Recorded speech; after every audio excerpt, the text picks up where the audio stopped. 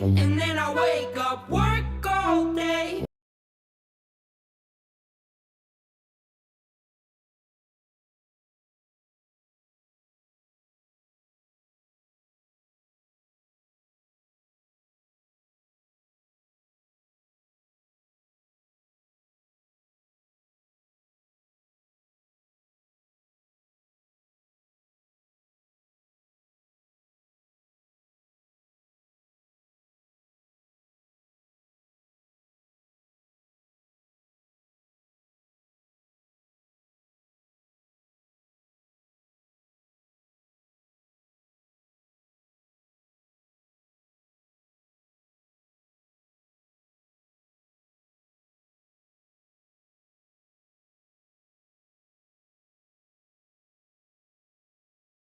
Boom, sorry guys.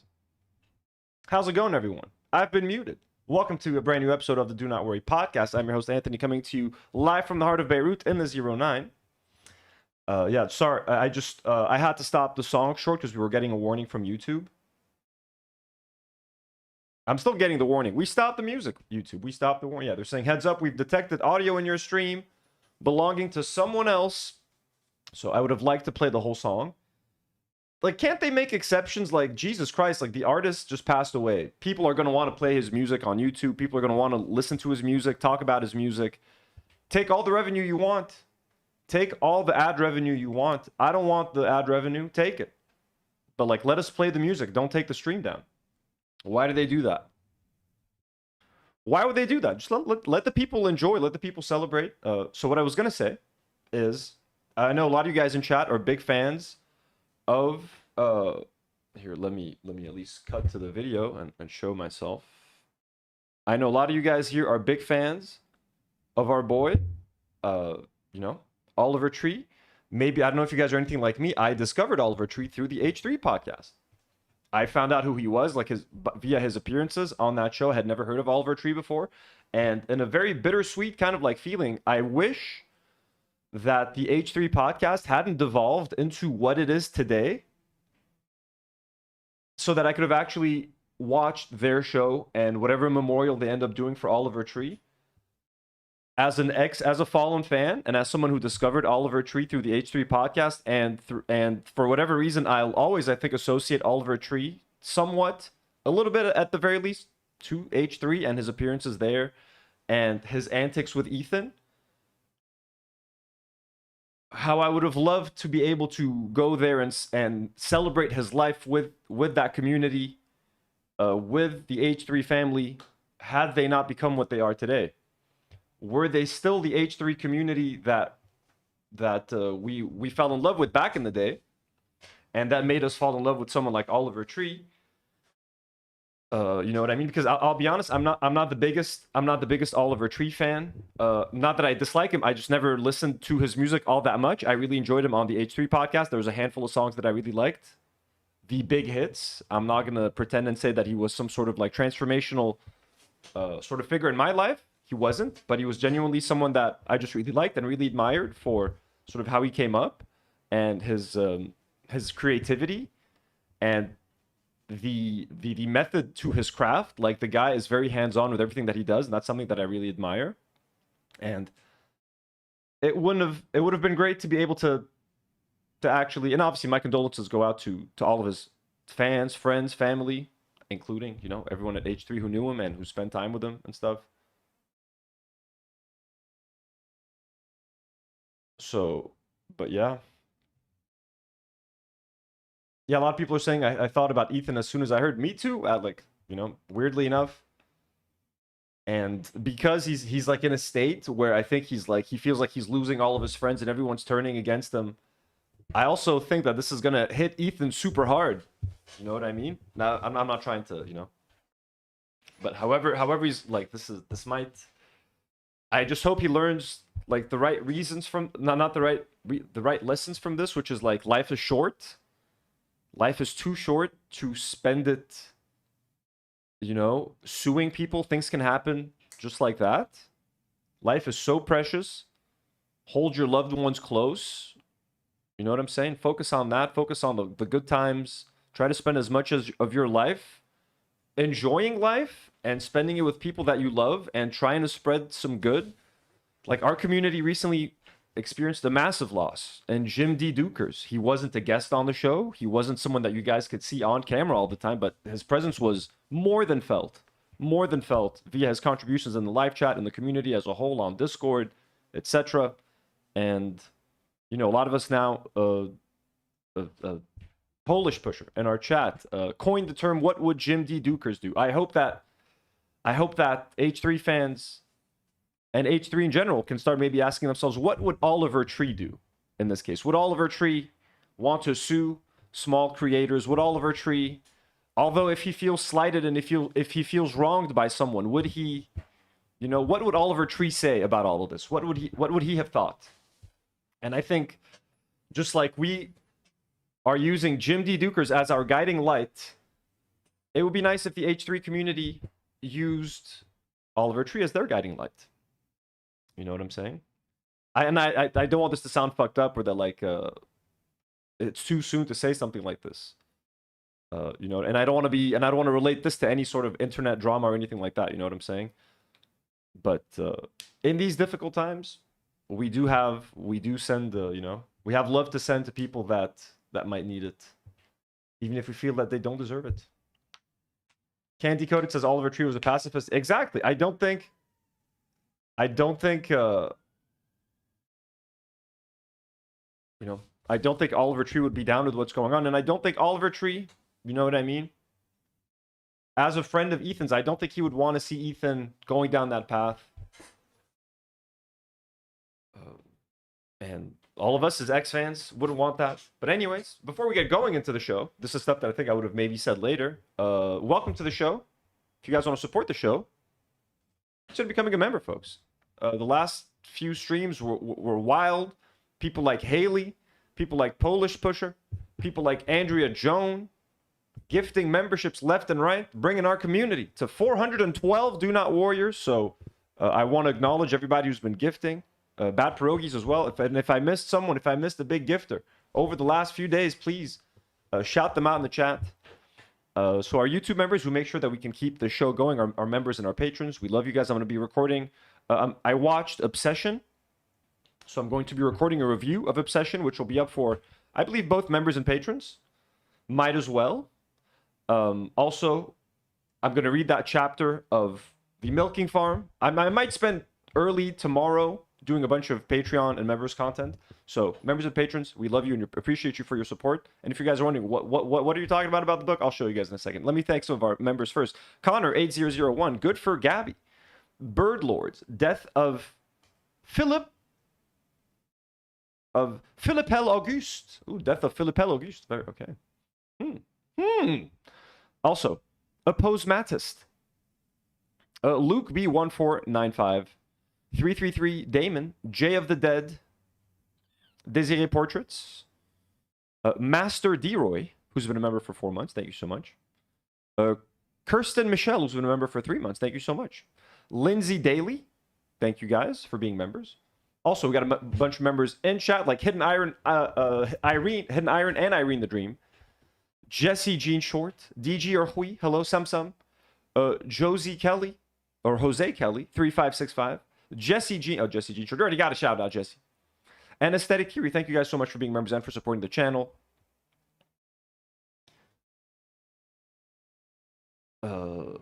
We appreciate y'all so much. Whether you've been gifted your membership, whether you've been a member for 5 months and have been spending a whole bunch of money, or 10 months or 12 months, thank you guys so much, genuinely. And we cannot forget our patrons who have been promised. Much like the Jews have been promised the land of Israel 3,000 years ago. I'm kidding. I will be reading a little bit of Morning Glory Milking Farm. Karine got upset when I told her, you guys were late, so I'm going to be reading this book. She was like, what? I already read this whole thing. You made me read it for nothing, so I can't steal her thunder. Karine wants to talk about this book. Karine wants to, whether Nour shall be joining her, I'm not sure, but Karine has read it. So I promise you guys, I'm still going to read a little bit of this. I'll make a fun video for the patrons. I promise you this week it's happening. Members, you're getting an Obsession review and conversation as a live stream. Patrons, you'll get that as well. And some Morning Glory Milking Farm. about a lady that works at a pharmaceutical company and whose job is to milk. What is this guy again? What do you call these guys? God, what am I? Fuck, what are these guys called?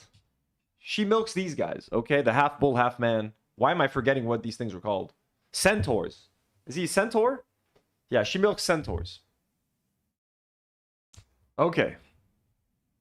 And let me thank some of our lovely patrons who will be enjoying this amazing entertainment, like Ilian Mujabbir, Legal in Lipstick, Ezekiel B, Rhea D, Unidentified Florida Man, Eric Knudsen, Cold, Drew, and Morgie, and Haley Davis. And Edward Sphere. Abductee patrons like Joseph Ramirez, Jesse Hyde, Monica, The Pigeon. Thank you guys. We appreciate you. We thank you. Enjoy. But remember, guys, you don't have to be a member. You don't have to be a patron to support the channel. Simply like the video, like the stream. If you're watching live, hop into the live chat, say hello. If you're watching on repeat, leave a comment in the comment section. We will love you and appreciate you. I mean, we might love and appreciate our members and patrons a little bit more, but everybody's welcome, okay? Just thank you for being here. That is more than enough. And if you guys want to do me an extra little favor, if you want to be extra kind and generous, consider subscribing to my second channel, Tino's Playroom, where I build a bunch of Lego sets, video games. I'm playing Dark Souls 2. I'm currently building the Star Wars Mos Eisley Cantina, a mushroom botanical set with Demi. I got a Triceratops to build, a whole bunch of stuff. And I am bringing together all the parts I need to build a massive Clone Wars mock that I'll be displaying on my display shelf, and I'll be building that with you guys. I already have so many clones. Everything is still sealed. I'm just spending money on this stuff and I'm gonna build it. Okay, I'm gonna build it all when I come back from the States. I have a bunch of shit that I've already ordered on Amazon. I'm getting these big botanical, weird alien looking flowers to put into my war environment to make it look like they're on this big alien planet. Okay, I was just gonna buy regular Lego trees, and I was like, fuck that. I'm buying big ass botanical flowers, and those are gonna be my alien environment. It's gonna be fucking epic. Okay, it's all I can say. So you want to see some of that shit? Subscribe. And I was also following up on the Bricks and Minifigs Breckless Ben saga. Those streams did pretty well for the channel. Helped the channel out a bunch. Anyways, live Lego builds, live gaming, Lego reviews, a whole bunch of shit. When I go to the States, I'm going to do some Lego videos. But yes. Mimosa says, bribery not to subject us to that book cover. Okay, you know what? I'll accept it. If you guys want to pay me not to show you the cover. Jesse Ginger asks, is the book just Anthony's version of the eel pit? What is the eel pit? Someone explain that reference to me, please. Have you read Annihilation? No, I have not. The one I've seen the movie though on Netflix. Okay. Jesse Jean, Mimosa, thank you guys so much for the donos. That is very kind and generous. Okay. Let us get going with some news. Some updates. We are going to be talking about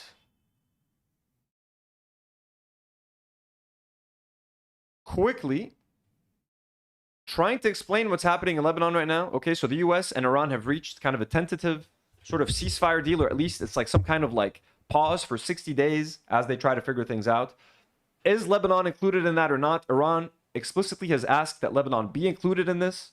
So it appears that Trump has demanded Israel to stop bombing Lebanon. The problem is Israel has not stopped bombing Lebanon. And Israel keeps putting out and has just put out a statement saying that we're not stopping and we're going to keep all the land that we've actually taken in Lebanon. So it's like Israel is trying to sabotage this potential peace deal with Iran by keeping the situation and the ethnic cleansing alive and well here in Lebanon. So let's watch this little news report real quick, and then we'll move on to a couple of other topics before discussing some other things.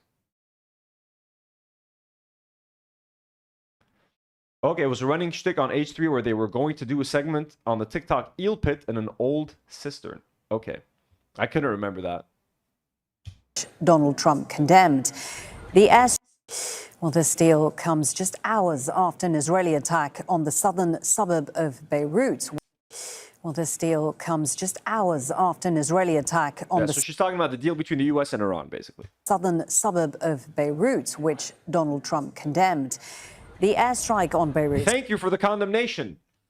How about stopping the attack? How about not funding their weapons? How about not sending weapons? How about not sharing military intelligence? How about not sending troops in the region as well to support them in case something happened?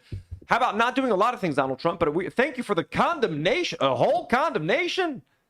Did you also make another angry phone call? Be like, oh, BB, I told you not to hit them.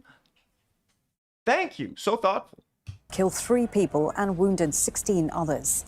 Prime Minister Benjamin Netanyahu says the military targeted Hezbollah sites in response to the group firing into northern Israel. Lebanon has been a major... Some more context into this attack. This happened yesterday. We shared some of that footage on our Better Left Unsaid episode.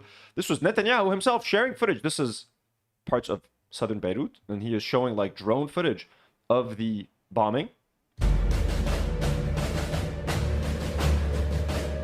And look, there's like just cars driving by. There's kids in these cars, families, moms, dads, people walking those streets, going to their jobs, etc. They're posting this as like it's a W. Like, look, this is a win. Look at what we did. Look at our military accomplishment. Meanwhile, look at all the cars driving around, man. Who's driving in these cars, bro? Who do you think is in there? Is it a terrorist city? What is this? Some kind of like Hollywood movie where everyone's a fucking terrorist? Camels around. Again, we're proud of camels. Israelis are trying to culturally appropriate camels. We love our camels as Arabs now. We used to hate that that stereotype, even though we don't even have camels here in Lebanon. But we love camels. Okay, camels are purely Arab.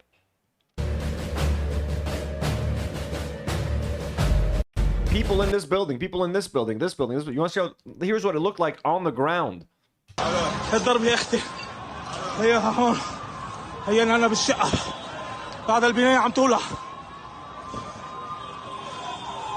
بشيلوا العالم يا الله يا الله ما يكون في حدا صاير شيء يا رب. So this guy's in the building. This guy's in the building. He's saying, please, Lord, please, God, may no one have been hurt. I hope no one's hurt. الضرب يا اختي. Look at that. علم هاي بوجه محلنا هون استهداف. علم هاي بوجه محلنا هون استهداف.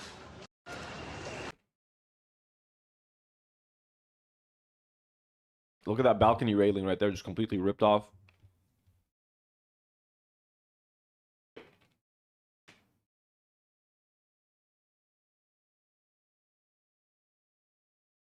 Get to my screen just a little bit.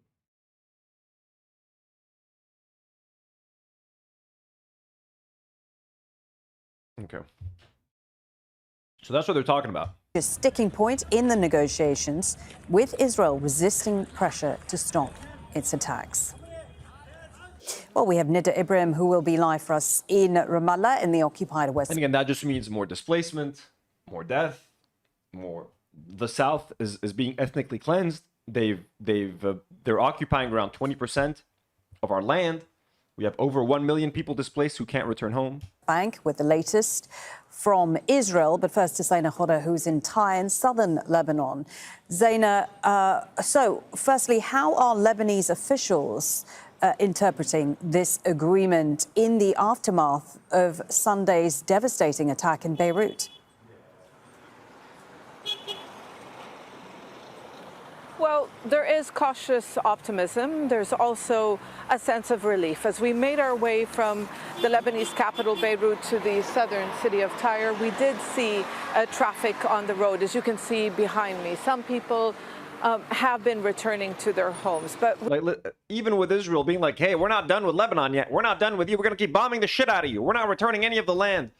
As soon as some people heard, they're like, what? Peace deal with Iran? Dude, they're getting in their cars and they're going home. The people of the South are genuinely Lebanon's Shia population, or Southern, whether they're Christian or Shia. Who cares? They're so fucking powerful and badass, dude. They're just like, I'm getting my fucking car, dude. I don't give a shit if Israel's going to try to bomb. There's a peace deal. They're not supposed to bomb. I don't want to sit in a fucking tent. I don't want to live on the streets. I'm going in my fucking home. I'm going home to chill, put my feet up, have a cup of tea, watch some fucking Netflix or something. There was no heavy traffic in the sense that we're still not seeing these large-scale returns. People are still cautious. They're waiting. They're giving this a few hours because really there's only a few details that have been made available, apart from that statement from the Pakistani Prime Minister who said that a U.S.-Iranian deal has been reached and it includes a ceasefire in Lebanon. So we are at the entrance of the southern city of Tyre, which has been repeatedly... The entire city of Tyre. Statement from the Pakistani Prime Minister who said that a U.S.-Iranian deal has been reached and it includes a ceasefire in Lebanon. So we are at the entrance of the southern... Guess who doesn't care? Israel. They don't care that it includes a ceasefire in Lebanon. They don't give a shit. To them, nothing's changing. Lebanon will remain a war zone. City of Tyre, which has been repeatedly hit during the past few weeks. And we're going to show you one village, Abbasiye, which also was repeatedly hit during weeks of fighting. This is a 4-month conflict. At least for now, there's a sense of relief that the killing and the destruction has stopped. Nearly 3,800 people were killed, nearly 12,000 people wounded in this conflict. And it's not believed to be the final death toll because many Hezbollah fighters are still buried under the rubble. As you can see, people are seeing this as some sort of a victory, at least those who support Hezbollah. They believe that Israel was not able to delink the fronts between Iran and Lebanon and that a ceasefire has been imposed. But I think it's very important to point out that the conflict has been frozen. It's not over yet. Why? Because the Israeli army still occupies territory in southern Lebanon. Dozens of villages are under Israeli occupation, and it's clear from Israeli officials that they are not withdrawing as part of this deal. Let me bring you in, Nid Ibrahim. You are, of course, following... Great. So I zone out sometimes. I'm looking at chat. Ceasefire has been imposed, but I think it's very important to point out that the conflict has been frozen. It's not over yet. Why? Because the Israeli army still occupies territory in southern Lebanon. Dozens of villages are under Israeli occupation, and it's clear from Israeli officials that they are not withdrawing as part of this deal. So yeah, let me just try to at least find that tweet that talks about that. Because there was a statement. Okay, there's the most random thing that I want to talk about too. The Associated Press, breaking: Israel won't withdraw from land seized in Lebanon, Syria, and Gaza, its defense minister says, hours after an interim Iran-US deal was announced. Israel's Katz remarks are the first official Israeli comments since the announcement. So Israel plans on staying in all of the land seized from Lebanon. When will they withdraw? Probably, they're going to say until Hezbollah is disarmed. That's going to be their condition, right? Until the Lebanese government deals with Hezbollah, according to them, and disarms them, the Israelis are going to keep occupying Lebanon. And what does that mean for Lebanon? It means stripping away our only defense against Israel, because, again, the Lebanese military is not allowed to fight back against Israel. The Lebanese military has been nerfed on purpose so that it can never face Israel militarily. So our only defense against Israel has to be disarmed. By who? By our own military. Now, what is that? What can that potentially cause? Let's say together, 1, 2, 3, civil war. That's what they want, right? They want they want to pit the military, that is comprised of Christians, Muslims, Shia, Sunni, all sorts of people join the military, you know what I mean, against primarily the Lebanon Shia population. And they want to spark tensions, and they want to spark you know what I mean, local unrest, and to weaken Lebanon by turning Lebanese people against each other. They want, you know, they want to make the Shia population outcasts. They are driving them away from their homes, forcing them to find refuge in Christian villages. They're trying to cause tensions there, you know what I mean? Like, they'll bomb a random building in a Christian neighborhood to see, like, see, if you let a Shia person that might potentially support Hezbollah or be with Hezbollah live in your neighborhoods, we'll blow them up. So they're just trying to cause a civil war, essentially. So now we either let the Israelis keep Lebanese land, or we have to fight our own resistance. Our military has to face our resistance and try to strip their weapons. And again, these are the people of the south who, those weapons are the only reason those people still have their land, because Hezbollah was able to successfully drive out the Israelis in 2000 using those very weapons. And the Lebanese government has never really defended southern Lebanon. So when you try to convince a Hezbollah supporter that the Lebanese government is going to look out for their land, you know what I'm saying? And they're not going to accept that. So this is the situation. This is the situation that Lebanon currently finds itself in. And yeah, the Israelis don't plan on leaving, and they're currently occupying like 20% of our land. The south is insane. Like Demi and I were looking at Airbnbs to go like just spend some time next weekend, and we're like, can we even go to half of those places that are like in the south of our own country? Can we even go there? Because it's like, is it dangerous? What's going to happen? Are there going to be Israelis nearby? Like, genuinely. Like, there's a place we went to a few months ago that was fucking beautiful. It was in the south. The most beautiful place we've ever been to, I think, on air. Like, the most beautiful little place, not even on Airbnb. Like, it was a beautiful little weekend away. This little slice of nature, slice of heaven. Right here in Lebanon, in the south. And we were like, I don't even know if we can go back there, man. So, it's fucking crazy, dude. Let me bring you in, Nida Ibrahim. You are, of course, following developments from Israel, from Ramallah and the occupied West Bank. Nida, as Zainab was saying, for now, we still have the Israeli army in southern Lebanon. Billy Beaslebub says, if the peace deal ends with South Lebanon occupied, that's not a peace deal. That's Iran and Lebanese government capitulation. Oh, absolutely. Southern Lebanon needs to be returned, but Israel's not going to do it unless we have to. Let's see. Right? The Lebanese government is trying to negotiate, right? But they're negotiating under the pretext that Hezbollah is the problem in the region, not Israel. So those negotiations aren't doing anything to help. Lebanon is fucking stuck, man, in such a shit position. And it's never gonna, it doesn't seem to be ending anytime soon. The news of this deal emerged after Donald Trump publicly rebuked Prime Minister Netanyahu over his attacks in Beirut on Sunday. Do we have much reaction now from Prime Minister Netanyahu and Israel more generally about what they intend to do next? Well, Netanyahu knows better not to publicly defy President Trump, but what he has been doing in the past weeks, and just by this attack yesterday, he tries to sabotage on the ground. He tries to use what he calls security needs, what he calls breaches by Hezbollah. Yep, tell us something new. Tell us something we don't know at this point, right? To attack al-Dahiya. This is a man who has seen ceasefires as a different way than everyone else understands ceasefire, and he continues to try and breach the ceasefire in Gaza under different Look at that. McGee says, Quds News Network says that Israeli tanks are attempting to invade Kfar Tibnit. Hezbollah is firing rockets at them in return. Of course, Lebanon is never going to be included in this. Even if it's included on paper, Israel is never going to let that stand. And the U.S., neither the U.S. or Iran, I think, are going to let Israel and Lebanon's issue get in the way of their ceasefire and their peace deal. So they're just going to, I think, let this happen.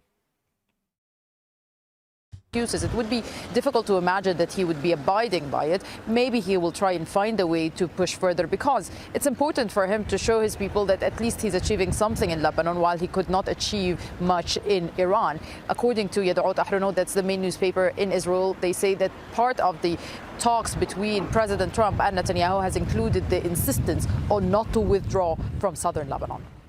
And Zaina, just coming back to you, you are, of course, in Tyre, in the south, where the majority of Lebanese civilians have endured months of insecurity, displacement, economic hardship. You've been talking about this for weeks, if not months. Is there a sense at all amongst the people that you speak to that this deal could finally bring about some change to their lives? Well, Lebanon really is being seen as the test on whether or not this deal will be implemented, or whether or not it will be hold, or whether it will hold. Now, many people who we've been speaking to believe that the U.S. administration, the priority has been to end the regional conflict, to end the conflict with Iran and secure a peace deal with Iran, and that Lebanon was not the priority, unlike, of course, for the Israeli government, especially since... Are we ever the priority, folks? We're always an afterthought. Poor little old Lebanon. What did we do to deserve this? What did we do? We're a tiny little country, folks. We're like 5 million people chilling over here, okay? Small-ass little country. Poor. Beautiful, though. And rich in culture and heritage and history. Poor financially, of course.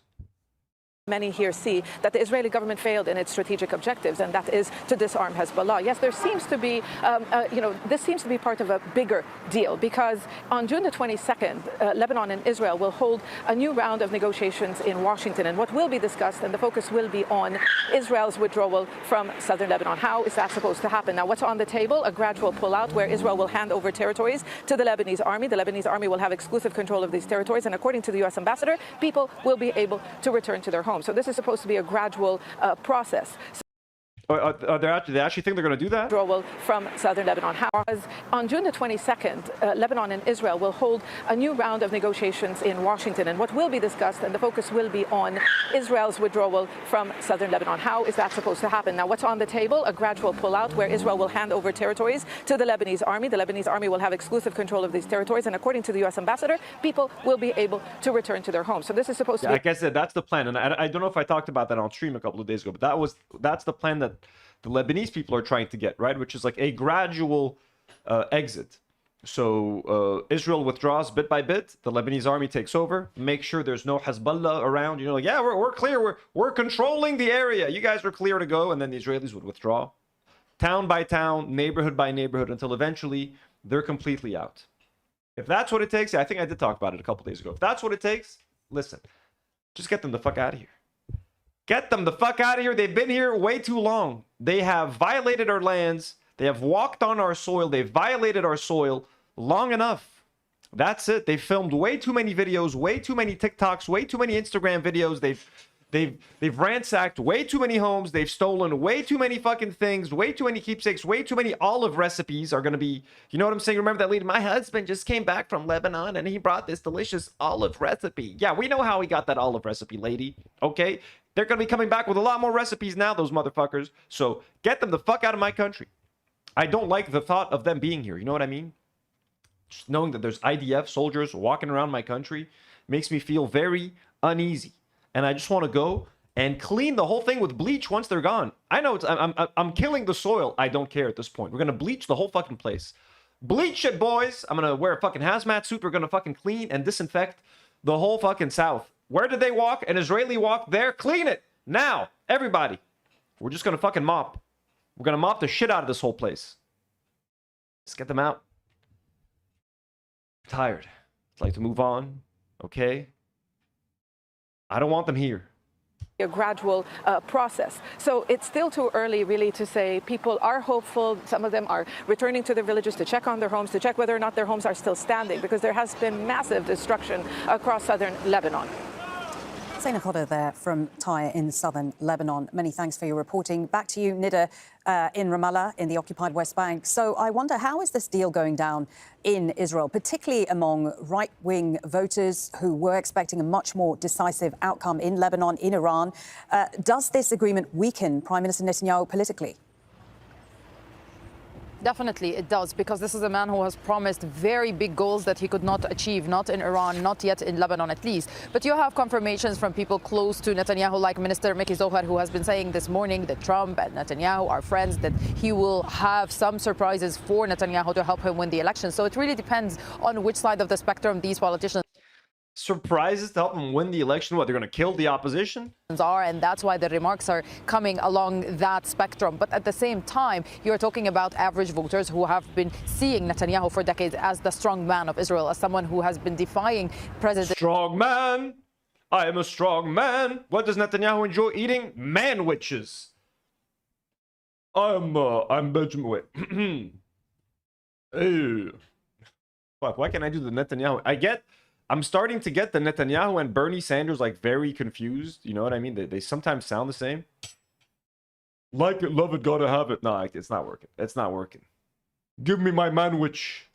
Of the U.S. time and again in the benefit of what they believe is Israel's security and Israel's safety. And now that image has taken a deep hit, and that will no doubt affect Netanyahu's popularity, as we've been seeing him dwindling in recent polls. But that on the ground, that he could not diminish the attacks from Hezbollah, that he had to respond to ceasefires, that he might actually have to withdraw his troops from southern Lebanon, that he could not topple the regime in Iran, that he could not deal with Iran's ballistic program as well as the nuclear program. All of these issues he's been promising his people with and he could not fulfill. So that will no doubt have an effect on his popularity, on his standing in the Israeli society. But he will definitely, as we know Netanyahu, he will try to lobby. MMMoza sends 18 AED. Thank you so much, MMMoza. It's very kind. Says Westerners will feel bad for cats and dogs in Lebanon, but not the people. Oh, I know. You always got to bring up the puppies. You always got to find some sad video of a cute little puppy walking around some rubble, some cats walking around some rubble, to really get the Westerners' attentions. Little Arab kid crying. They don't care. It's noise. Take off this poverty porn. Take off this gore porn, you know, according to some. But a puppy, a little ball of little fluff, you know, people love that. Which is, hey, we'll take all the help we can get. If Lebanon getting help means the puppies and the kittens get help and the people get ignored, that's why we made sure when we did our fundraiser, we wanted to help everybody. And we did. We helped all sorts of people, all sorts of causes, animals, people, food, items, viral stories, lady taking care of 40 cats. We tried to run the gamut. And, but yeah, never underestimate the power of a cute little puppy or a cute little kitten and a white person's eyes. Will try to hold on to power until the very last minute. And how would that be? How will he try to cling to power? We'll have to wait and see. Nida, thank you for that. Nida Ibrahim there for us in Ramallah. Americans love their dogs, man. Americans love their dogs. The way, like, have you seen how Americans let their dogs like lick them on the face for like hours on end or lick them on the mouth? I'm not judging anybody in chat, okay? But my dog licks me on the mouth. I don't need to know that in chat right now. But Americans are very liberal in letting like dogs kiss them, lick the living shit out of their faces and their lips. You know what those lips have been? You know what those dogs do all day? Maybe as Lebanese people, because we kiss each other on the cheek when you see someone you kiss, so you're thinking like, where were them lips before? Did you get licked by a dog? Are those dog lips? That's what we think, because we're always, hello, how's it going? Kiss, you know? So if someone's getting licked in the face by a dog, and you got, you know, constant licking. Americans love their dogs, man. Just stop with the licking. Also, again, white parents love kissing their kids on the mouth in America. We judge you. The rest of the world judges you. Make no mistake. Make no mistake about it. Stop pecking your kids on the lips. Stop letting your dogs lick you for like 10 hours. A little lick, a little kiss, that's fine. They're showing love. I'd not, you know, give you a little kiss on the hand. But like, you know, the non-stop dog licking. Big dogs too. Y'all got those big dogs. You know what I mean? They're out there like slobbering all over you. You're like, oh, good boy, good girl. It's like, you crazy. You guys are crazy. Those big, you know what I mean? Americans like their big dogs too. You know? Rufus, come here. Give mommy a kiss. Getting fucking licked all over the face. Y'all need to chill with that. Okay?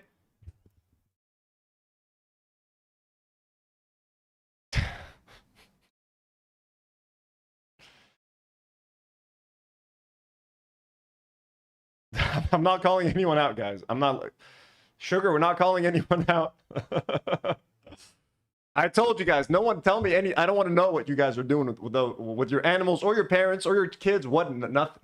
Don't tell me. I'm not attacking anyone personally. I'm just giving you guys an Arab's perspective into two things that Americans do. White Americans in particular. Whites. Tell me I'm wrong. Tell me I'm wrong. Chat seems to agree that I'm right.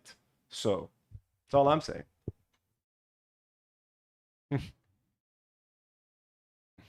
Okay. A very random story. I was supposed to start with this because I just saw this like an hour ago. I don't even know. Me reading this is going to sound like a parody. This is apparently true. I can't believe I discovered this like this. I shit you not. Okay, this is true. This is in Lebanon. Gym coach arrested after leaked videos revealed secret room inside his gym where he performed blowjobs. Scandal rocks Lebanon Saida with allegations he also handed out blowjobs in public places across the city. Footage captures his failed attempt to flee arrest. You hear that? At first I'm like, wait a second. So I'm watching this footage. This guy's like running for his life, bro. This guy is like escaping for his life. Look at that. He's like so fucking terrified. Look at the poor fucking guy. I'm like, wait a second. I'm like, did he do? Wait, I'm like, I have to reread this. Did it say like he like raped someone? Did it say he did something to minors? I'm like, cause the guy looks like he committed a crime. So I went back and I reread it. I'm like, okay. Leaked videos, secret room inside his gym where he performed blowjobs. I'm like, okay. He's performing blowjobs at the gym. Okay, not very, kind of irregular, you know what I mean? Do this shit at home. I don't know, but like, okay. But are there like, is there anything illegal involved? I don't think so. If it's his own gym, It's his gym. All right. Scandal rocks Lebanon Saida with allegations. He also handed Saida, which is, let's say, primarily a Muslim area, maybe a bit more conservative. There's been some issues there with sort of, I think, women wearing bikinis at the beach at some beaches. I think it was in Saida that was happening. Footage captures his failed attempt to flee arrest. Now, let's continue watching this. So, there's a guy holding a gun, by the way. There's a guy aiming a gun at him. I don't know if you guys can see. There's a guy, and I got to call out Lebanon for this. Like, holy shit. Like, there's the dude is aiming a gun at this guy. This guy. Look at that. He's aiming a pistol at him.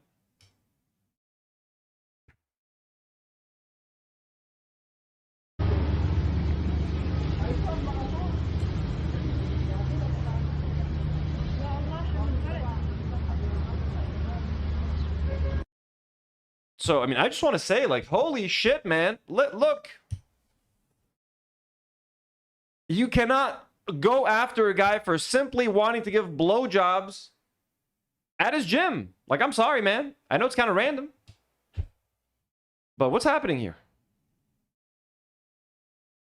Poor guy. I feel horrible. Dude, he's so scared, man. He's like running for his life. It's like he stole something. If it was all consensual, all right, dude just loves giving out BJs, all right? Dude loves blowing people. Sometimes at the gym, sometimes all over the city.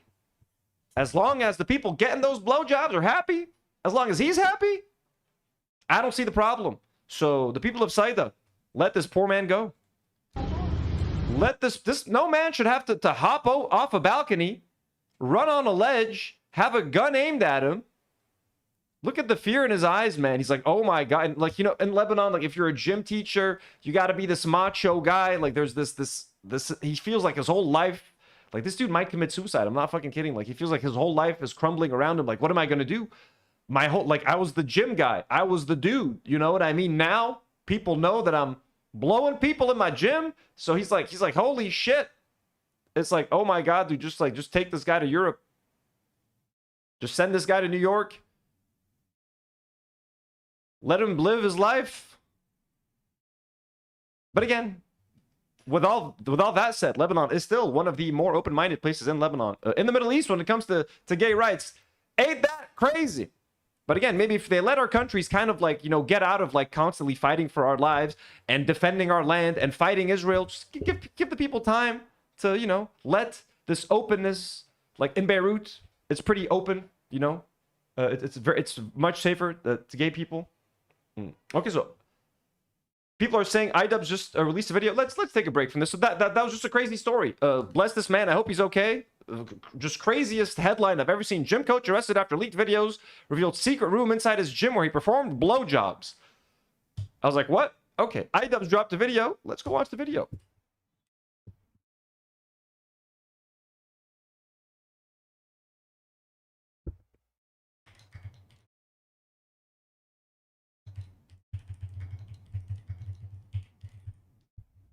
Okay, we're going to react to the iDubbbz video.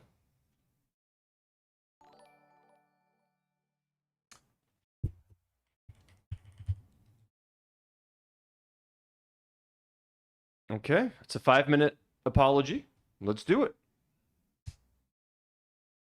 Hello, everyone. Again, just before I even watch this, big of iDubbbz. What a guy, what a guy. MMMOs sends another 7 AED dono. Thanks so much, MMMOs. Says they hate Muslims and gays. What does Lebanon want? I don't know. They hate the Muslims, and then they'll say the Muslims hate the gays. Everybody, it's a loop of hate. But everybody, even the gays are getting it from everybody, unfortunately. There's Christian people that hate gay people. There's Muslim people that hate gay people.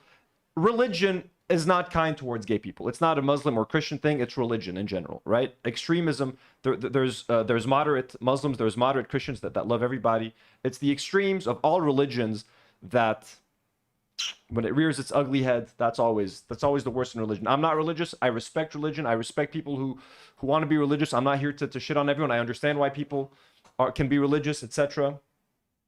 Okay, let's watch. iDubbbz apologizing to Ethan.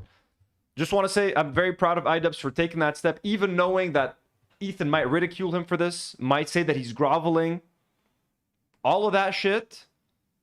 a big move from Ian, and I'm sure that he means this apology. And I'm just saying, I just know that before even watching. Hello, everyone. I am going to be talking about a very important and heavy topic for me. If you're unfamiliar with the context of any of this, I'll give you a brief rundown. But that is not the main purpose of this video. I do think it's important to share a little bit of my side of the story, but I don't want to take away from the purpose of this video, and that is to apologize to Ethan Klein and his family, especially his kids. Basically, Ethan is suing me for having rebroadcasted a statement made by Destiny on my stream.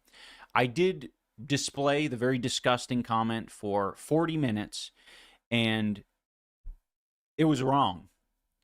It was a comment from Destiny, and I even said that I don't agree with it, but it sort of highlights how I knew that it was a wrong thing to put out there into the universe and show people.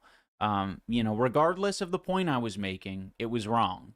I was angry, and I was like, how do I get this guy to, one, not clip me, not mock me and harass me on his live stream, and two, this guy's a fucking bully. I'm angry. I'm angry that this multimillionaire is silencing people and suing people who have a much smaller audience than he does, and you know, can barely defend themselves.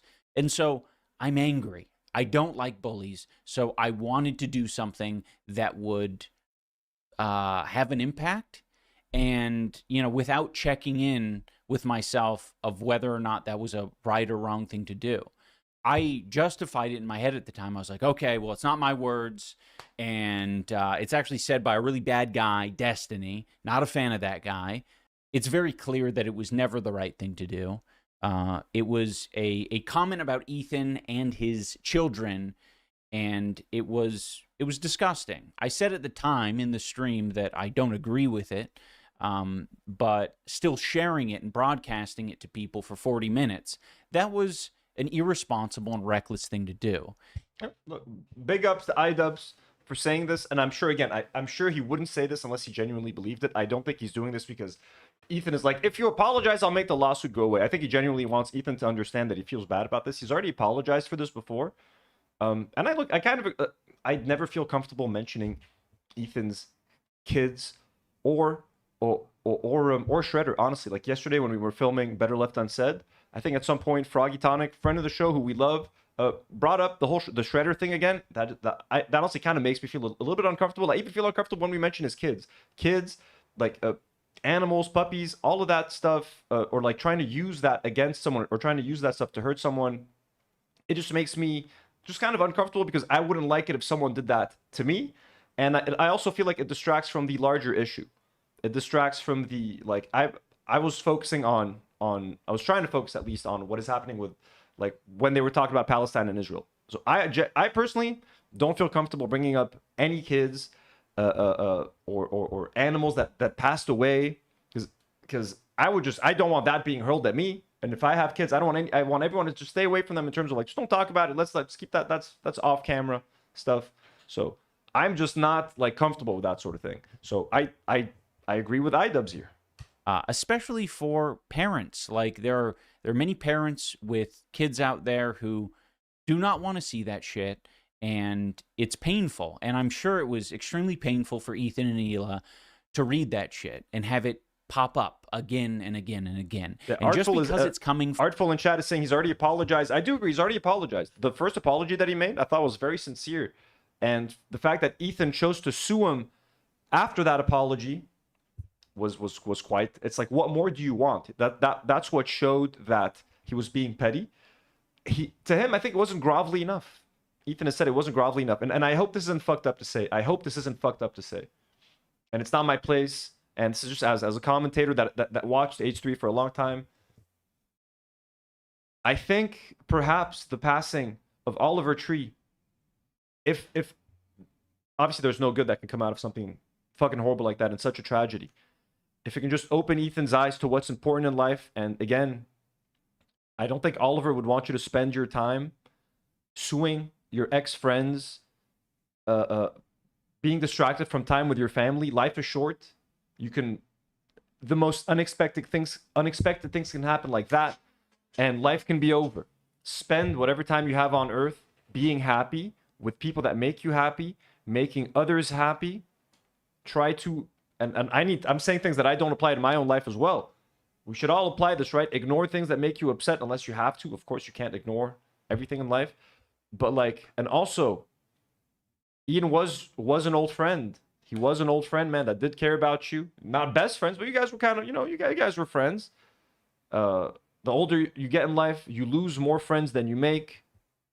Stop this whole thing. You don't have to become, you and iDubbbz don't have to be best friends again, but you don't have to sue the guy either. So just focus on what's important in life. Accept the apology. It seems like a sincere apology. Just move on. There's like too much pain, too much ugliness in this fucking world, man. Don't make it more ugly. Don't make it more painful.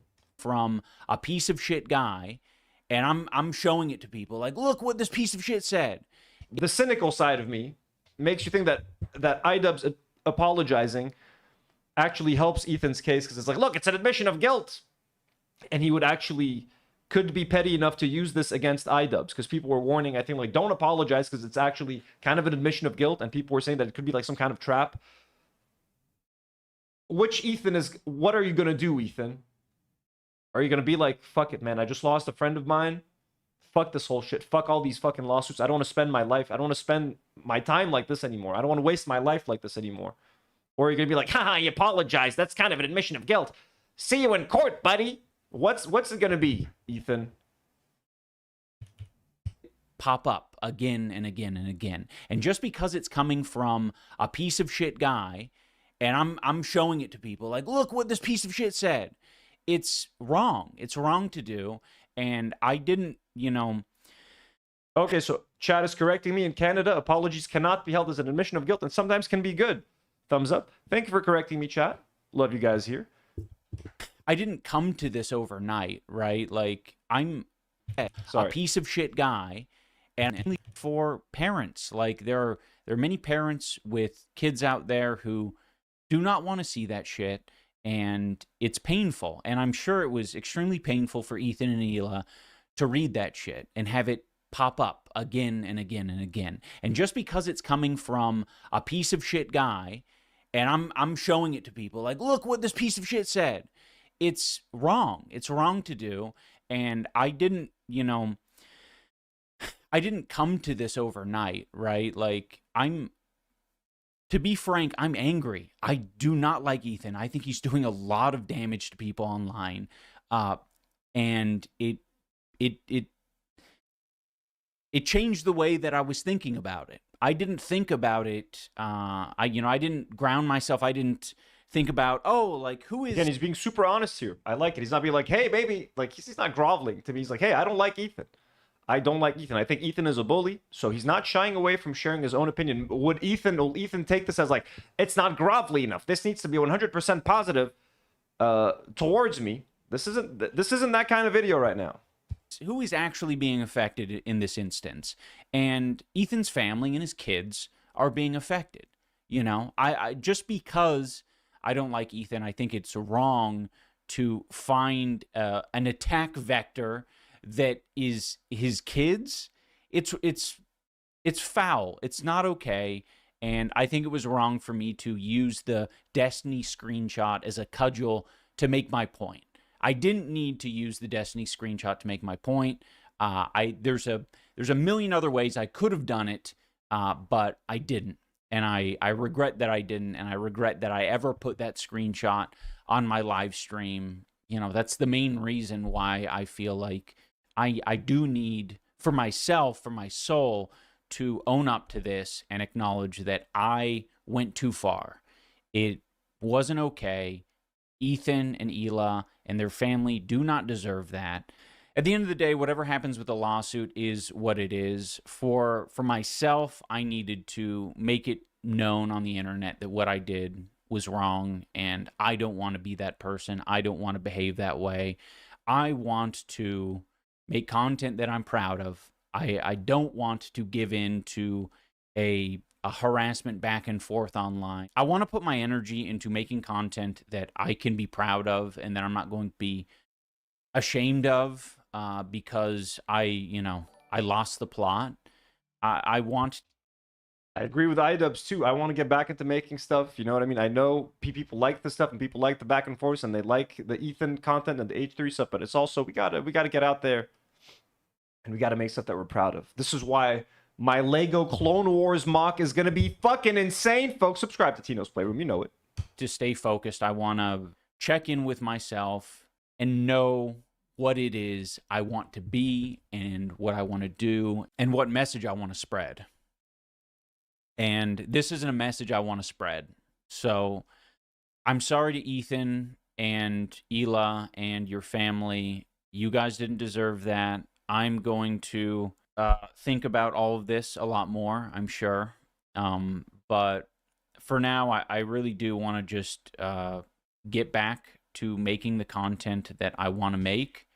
Having said all that, I wish everyone the best. I genuinely want to see a better world, and I do not want to be a contributor to what makes it terrible. So long. Bye-bye. Okay. I think that was awesome. I think, go ahead, give it a like. What a guy. Honestly, very big of him. And to have that out there now, for Ian to put all of that out there, to say what, presumably, I would think, what else would Ethan want to hear, right? He said, look, even, I understand what Ethan says, right? Even if I didn't say it, I broadcasted it, it's causing unnecessary pain. I shouldn't talk about people's kids. I shouldn't talk about people's families. I'm sorry. I'm going to think about this. I shouldn't have done it. Whatever happens with the lawsuit, doesn't matter. I wanted to put this out there either way. Now, if Ethan still chooses to sue iDubbbz after that apology, he's going to look like even more of a villain, because the whole internet, even without iDubbbz making that apology, a big chunk of the internet, even iDubbbz haters, disagreed with this lawsuit. We're like, hey, Ethan's going too far. You don't do that. Moist Critical turned on him. You had PPP, Kino Casino. All those people were like, hey, yeah, no, you don't do that. So I think with already sentiment being pro iDubbbz, the sentiment online being majority pro iDubbbz, anti-Ethan on this lawsuit, with this heartfelt apology where he literally flat out even said, like, hey, I don't like Ethan. He's a bully. He's not trying to, like, cudgel Ethan or trying to, like, sugarcoat anything. He's like, hey, I don't like Ethan. I think he's a bully, but I fucked up. I shouldn't have done this. There are other ways to make my point. And yeah, Sugar says he's showing he's a bigger person. He said, okay, bet, and did the thing. Exactly, yeah. Ethan was like, listen, if I get a sincere apology,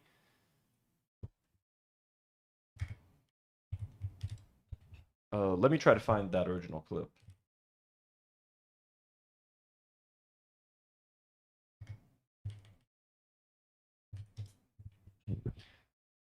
Can I find that clip? Okay, yeah, this is the clip. Hey, dude, you gotta watch what you say. This is real life shit that landed actual agents of the government at my door to interview my children against my will with the authority to take them from my home and put them in foster care. It's so much different than it was. The minute those people showed up, I went into work and I said, the rules are changing. And even after I said that, they took that as an invitation to be even more brazen and more provocative and to say what... Ooh, Zenith Star, who's been a member for 3 months. Zenith Star, thank you so much for being a member for 3 months and generously supporting the channel. Says, rest in peace, Oliver Tree. Life goes on and we'll always miss you. Thank you so much, Zenith, and absolutely, and rest in peace. RIP, sorry for your loss. Samsung, with 1 gifted Do Not Worry membership. Thank you so much, Samsung, for gifting a Do Not Worry membership, which went to Shrekster. Congrats, Shrekster. You owe Samsung a big thank you. You guys are awesome. Thank you so much. It's very sweet. He did, to put what he had on the screen. I told Ian, the only time Ian's apologized is after I sent him the cease and desist, and I did not perceive it as genuine, right? And I said, and I still say, that if Ian would issue a genuine apology, I'd probably think about dropping the lawsuit.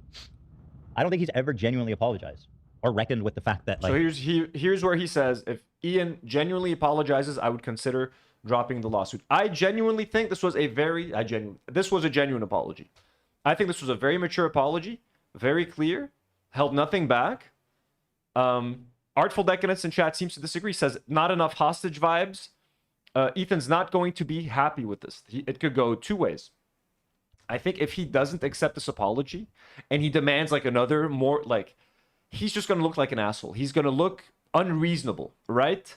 Like at a certain point, it already looks unreasonable to most people. Now with a public apology straight up on iDubbbz's main channel, like an apology to Ethan. What was it called? Like an apology to Ethan Klein? What was the video actually called? Like, what more do you want in this case, right? Apologizing to Ethan. That's what it's called. Apologizing to Ethan. So, man is putting his money where his mouth is. Ethan asked for an apology. iDubbbz has delivered a genuine apology. And honestly, I salute him for that, because he's making sure that he's doing Ethan a huge favor. Ethan, spend that money on your family. Put that money away for your kids, trust, whatever, you know what I mean? Don't waste that money. He's iDubbbz potentially doesn't need to waste any fucking money on a lawsuit that is frivolous and that makes no sense. And potentially, you're not making people have to donate to a fundraiser to pay for another lawsuit, man. Times are tough. Don't make people donate to lawsuits that don't need to happen. Like, genuinely, there are 100 other millions of other causes that people need to be donating to.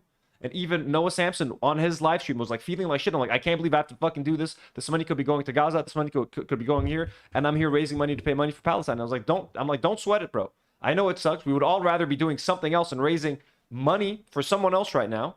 Not for someone, like for another cause. But like, you've been put in this position. Just, there's no need for anyone to be in this situation. This is a genuine apology. Obviously, I'm biased. I love iDubbbz. I love Ian. I love Anissa. I think they're great friends of the show. Incredibly generous people. Incredibly just talented and very, very much inspired me. And the kind of videos that I made, literally would not have made two of the videos that I'm most proud of. My two documentaries, the Shada documentary and Kung Fu Jesus, I made because of iDubbbz. I made because of Ian. And Full Force. And like the format that he created and like that. I thought it was incredible. So, what's your move, I guess, Ethan? What's your move? And again, take the right lessons from this tragic event that just happened with Oliver.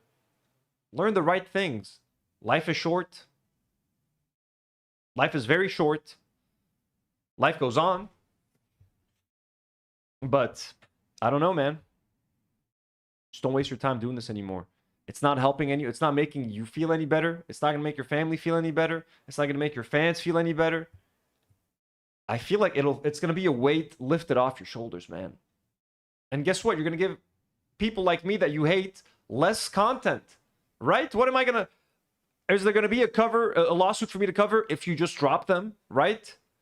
And I'm going to talk about you less when you just go back to goofs and gaffs, man. Just go back to goofs and gaffs. Like, what he did was so extraordinarily fucked up. If he did that, I would probably drop the lawsuit. It's really not. It's not...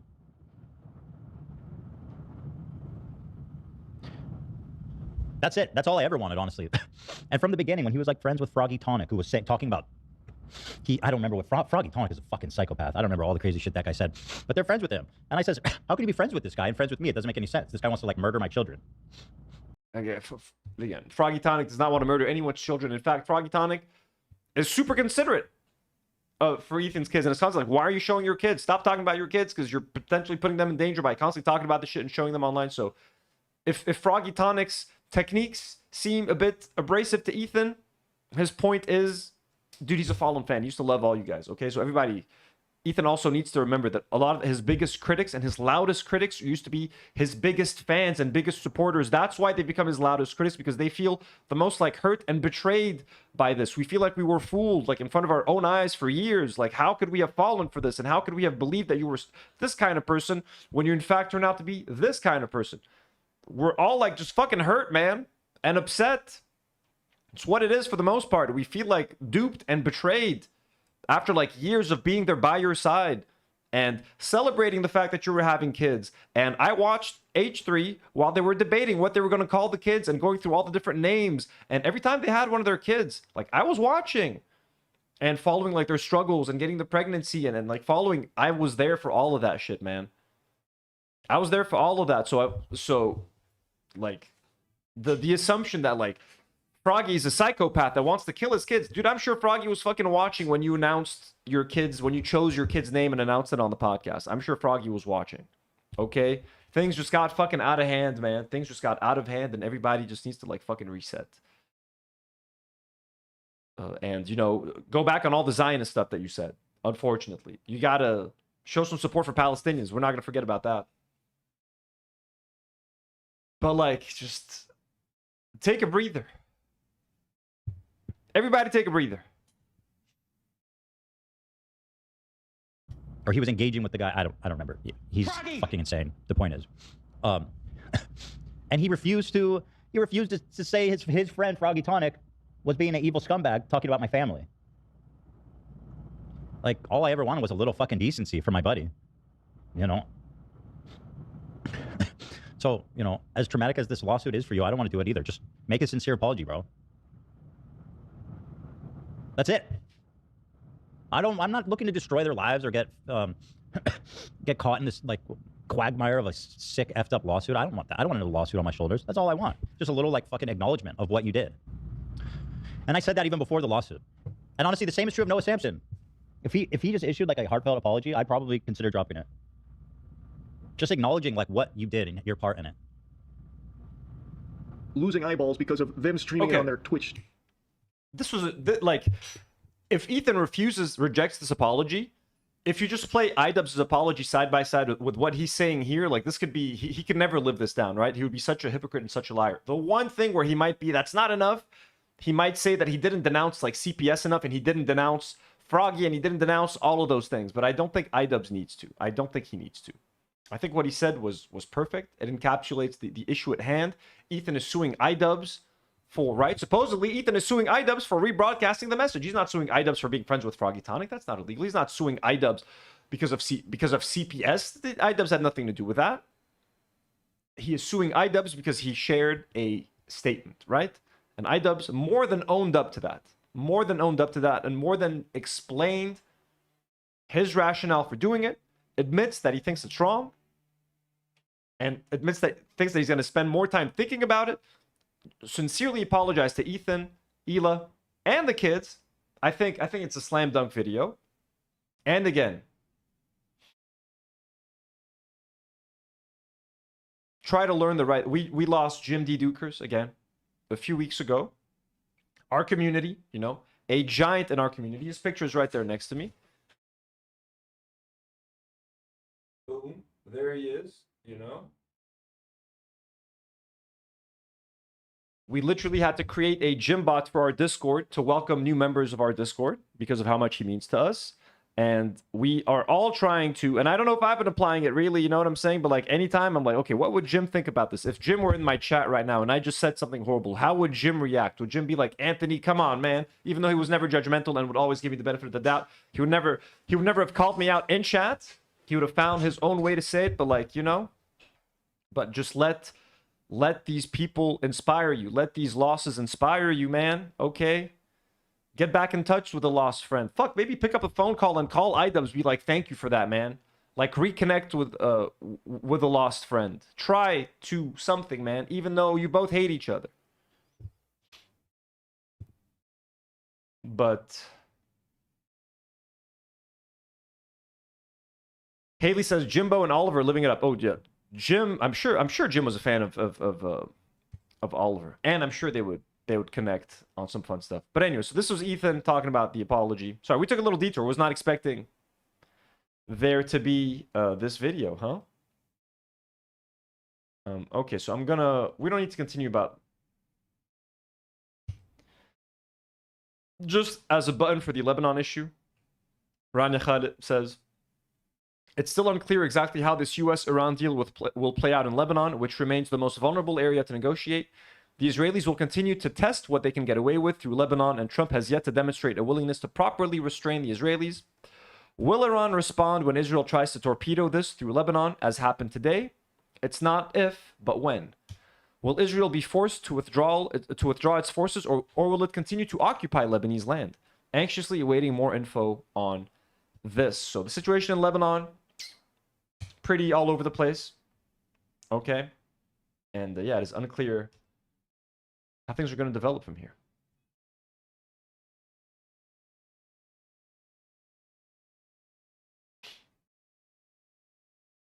Yeah, Bacon and Megs, RIP. I'm sorry. I quickly wanted to talk about the situation with the Iranian football team. Now, I don't know how things have changed now with the peace deal. We'll check it out. We'll try to get an update. But essentially, this was from 8 days. Just to give you guys some like update to what was happening. The World Cup is happening now. I've yet to watch a single World Cup match. I tried to watch some of the replays of like US versus Paraguay. I just don't care about the World Cup anymore, like not at all. So I'm sorry about that. But I do support the Iranian team. I've chosen to support Iran because of like this massive injustice that has been done to them. Essentially, wait, this could be a good video for later. Neymar. Yeah, the Iranian team, a lot of the players have had their visas rejected, so they're forced to like fly in before every game, 24 hours before their match, and then they have to fly out of the States within 24 hours after their next match because of their visas being rejected. Like, how the fuck can you host the World Cup and not grant visas to the fucking teams and like referees? Are you fucking shitting me, dude? Like, are you fucking shitting me? How disrespectful is that shit? War isn't supposed to extend to the sporting field, but tensions between the United States and Iran are already spreading to the FIFA World Cup. The US is co-hosting the tournament and it's refused visas for several members of Team Iran. Donald Trump's hard stance on border control could impact fans as well as they flock to the most watched sporting event on the planet. We have no problem with the athletes or their support staff, but what we're not going to allow is for them... Mithy Eve says sports have been ruined by gambling for me. Yeah, plus FIFA and football are like the most corrupt. All sports are so fucking corrupt. It's like it's really impossible to get into any sports at this point, in my opinion. There's so much cheating, there's so much corruption, there's so much game fixing. Every single sport, I don't care what it is, whether it's boxing, combat sports, football, it's all just a big fucking farce at this point. It's hard for me to enjoy watching anything anymore. To embed in their delegation a bunch of people that we know have nothing to do with athletics and have ties to the IRGC or things of that nature. So we were going to watch that very closely, and we'll continue to watch that very closely. War hangs heavy over the FIFA World Cup. 48 teams are descending. What did that fucker say? Sporting event on the planet. We have no problem with the athletes or their support staff, but what we're not going to allow is for them to embed in their delegation a bunch of people that we know have nothing to do with athletics and have ties to the IRGC or things of that nature. So we were going to watch that very closely. Ooh, they're afraid that they're embedding people within their delegation. Okay. You know, watch that very closely. War hangs heavy over the FIFA World Cup. 48 teams are descending on North America. Among them is Iran. The team has moved its training camp from Arizona over the Mexican border to Tijuana. It says 14 officials or staff have been blocked from travelling into the USA for game day. Iran calling it vindictive behaviour. Taking into account that our country has been attacked, to show that we're for peace, we brought our team here. The recent women's Polish Pusher, hello, how's it going? Asian Cup in Australia may give us a hint about what to expect. In March, some female players refused to sing the national anthem. It led to safety concerns and offers of asylum. There were dramatic scenes at the team hotel. Humanitarian visas were granted to 7 players, but only 2 ultimately chose to stay. Iran isn't the only nation facing issues at the US border. Australian Graham Arnold is the coach of Iraq. His side was mostly greeted with fanfare in Chicago. But striker Ayman Hussein was welcomed with an interrogation. Questioned for 7 hours, he was eventually allowed in. A team photographer was turned away. Jesus Christ. 7-hour interrogation, bro? It hasn't exactly been Swiss precision for Switzerland either. As they arrived in San Diego, forward Briel Embolo wasn't with them. He'll arrive 2 days late after a delay getting the green light to travel using an ESTA, or electronic system for travel authorization. It's the same process fans heading to the US will need to navigate. For me, it should be fine. Yeah, it should be fine. I think we'll be fine. I really hope so. 14 hours to be turned back wouldn't be good. While most were confident, Donald Trump's hard stance on who's allowed in was front of mind. No, I had to check my socials. Everything I post is pro-Trump anyway. Okay, cool. There are reports... Oh my god, dude. Oh my god, dude. Yeah, this is insane, man. This is insane. Who, like... Dude, again, I'm traveling just because I fucking have to, man. I'm going to the States because I have to. Like, holy fuck, man. What a fucking hassle. Why the fuck would you choose to host the fucking World Cup in a xenophobic, racist fucking country right now? Not the people, the government, where the government is racist and xenophobic and fucking fascist. Come on over to Nazi Germany to watch the World Cup. It's also not unfair to if people compare Israel to Nazi Germany, it's fair to also compare the US to Nazi Germany. The US is just a little bit more removed. They're less directly involved with the genocide, but they're doing the funding, they're doing all of that, and they're still living it up, having a good time. So, you know. Out of Scotland, World Cup fans there are having a hard time getting travel approved. What are we seeing at the moment when it comes to getting into the US? Is it difficult? If you've got a clear purpose, like you're going there, as generally tourists can get in quite okay, but they do need to complete their ESTA and all their documents need to be kind of on point to have a seamless sort of entry into the US. It isn't the easiest place in the world, but if you've got a valid Australian passport, if you filled in your ESTA or visa form properly, the purpose of your visit, and you don't have any criminal record issues, there should be no problems. Especially with a president who places so much importance on crowd numbers, crowing about the supporters he draws to rallies. We have seen a little bit of a decline in people wanting to go to the US. So there must be a couple of factors that are impacting that, you know, some geopolitical issues. Donald Trump's There's been a big decline in tourism. There's definitely been a big decline in tourism. On this, you know, he's very focused on making this a big success for the stage. So I'm pretty sure there's not going to be any major issues there. Yeah, I'm sure. So this is an interview with one of the Iranian players, which is let's get a little. Well, Iran's World Cup participation has been front and center of many headlines heading into the tournament. They opened their campaign on Monday against New Zealand in Los Angeles. They have 2 games in Los Angeles before heading to Seattle for their final group game against Egypt. And despite playing all their games in the United States, they've been forced to move their camp to Tijuana, Mexico because of U.S. visa issues. Well, our Jeff Carlisle managed to sit down and catch up with a number of the players. I was wondering if you could answer this next one in English, or at least give it a try. How difficult has it been to focus on football? You know, it's our family involved in that situation right now. So the important thing is a family in all the world. That's why it's so hard to focus on football, just football. But as a professional players, we have to do it. We are here to do that, our job, to do our best job.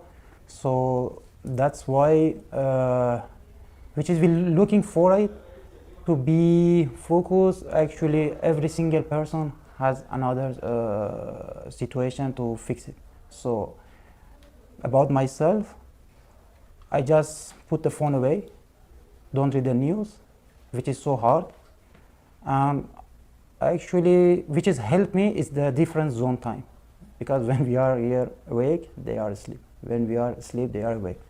That's help, but as a mental, no, it's not, because end of the day, it's exhausting, man. Like, these players need to fucking rest after a game. Instead, they have to fucking get on a plane and travel to another country, unpack, pack again, travel again in a couple of days. Like, it's insane, dude. This is literally a disadvantage. That one of the teams at the World Cup is at a disadvantage. I'm sorry, they're not getting the rest time that they need. They're spending so much more time on the road, on airplanes, flying. They're not getting the sleep that they need. They're not getting the nutrition that they need, the training. So right now, Iran is the ultimate underdog. I'm going to try to see when Iran has games. Like, I don't even know. Have they played already? I have no fucking idea. I am so out of the loop with this World Cup. Goes there thinking about the situation in Iran, and that's, unfortunately, is it not good for us. Is there fear of playing the games in the US? Are you concerned at all for your safety? For sure, we are safe. This is responsibility of the USA, and they have to do that. Why not? Are you sure about your country? I'm not the one experiencing it, though. I mean, I'm not the player of a country who's at war. I have a question. Very from USA, yeah? Yes. Okay, yeah. But you sure we are safe there? Well, Donald Trump has said at times that he wasn't sure he could guarantee your safety. Yeah. So, but how? Dude, their audio's fucking shit. What the fuck is going on with their audio? It's so inconsistent. How you see us, as a politician, guys, or we are a sportman? Yeah, of course. Trump has to see the same things. Okay. But we are a sport. The Iranian Federation has accused the U.S. of vindictive behavior in terms of denying visas for some of the support staff. How do you think that will put Iran at a disadvantage? We have also a lot of people, logistic people, who have to look after us. outside the pitch, which unfortunately, yeah, it hasn't been fair to say that everybody can be involved because of. But they all speak English better than half Americans. The visa situation, and I think that can also affect our preparation in a way. So hopefully, same as other 47 teams, that it's quite normal that there are people who look after the team and they should be involved and part of the group as well. We can be one of those 47 teams to have everyone who can play a part in our preparation and of course in our journey throughout the World Cup. Like honestly, just like ban them. Like if you're gonna let someone participate, let them participate in fucking dignity like everyone else. If you don't want the Iranians, just fucking ban them. Would it be shit? Of course, fuck the World Cup. We would have boycotted the World Cup or something. But it's like, just like, you can come, but you have to go through jump through all of these hoops. It's like, bro, you're just making yourselves look like the pieces of shit assholes, man. And like, you just made these guys the underdogs to root for in this whole fucking competition. Can we with us as well? So these things, of course, playing a big part. Passes the man's bro's hairline is powerful as fuck. Yeah, both their hairlines. These dudes they got some good looking dudes over there. 7 teams to have everyone who can play a part in our preparation and of course in our journey throughout the World Cup can be with us as well. So these things, of course, playing a big part.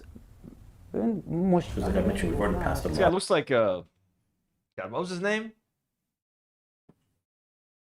Ricky Martin. This guy's got a Ricky Martin chin. Hurdles and obstacles to get to this point, and this is probably one of the smallest. You guys get that reference? Ricky Martin used to sing an old World Cup song. Problems that we have to overcome, but it could turn into something very big. This audio is way too shit. I'm sorry, man. I'm not. I can't.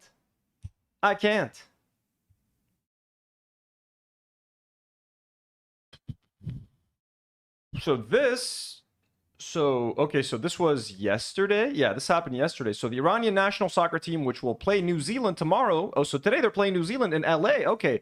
Arrived at their hotel only to see a handful of Iranian monarchists protesting their presence and accusing them of being terrorists. It should be noted, Iranian monarchists used to cheer the national soccer team. Just see all the videos of the former crown prince cheering them, but that all appears to have changed after the monarchists joined forces with Israel.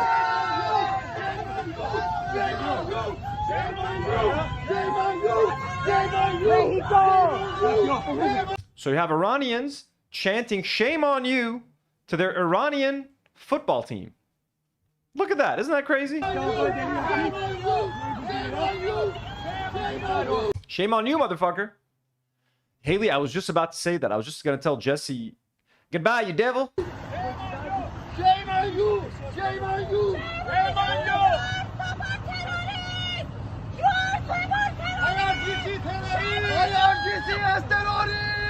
IRG terrorist كسمك يا حمار.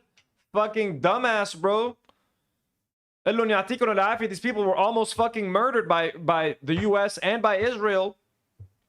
And you're out there calling them terrorists after they're already going through this shit? You fucking idiots, you dumbass monarchists, bro. Oh my god.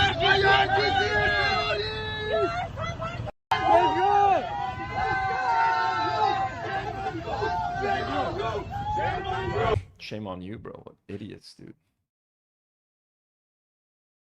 International airport.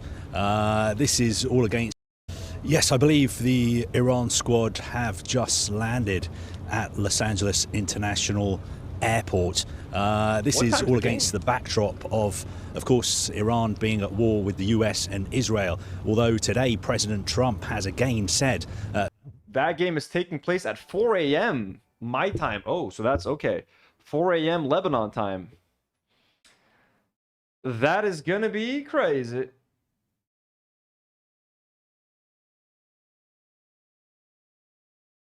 Oh, Polish says, thanks for keeping Anchovy company while I go study. This is in DNW household. Well, little Anchovy, you're more than welcome.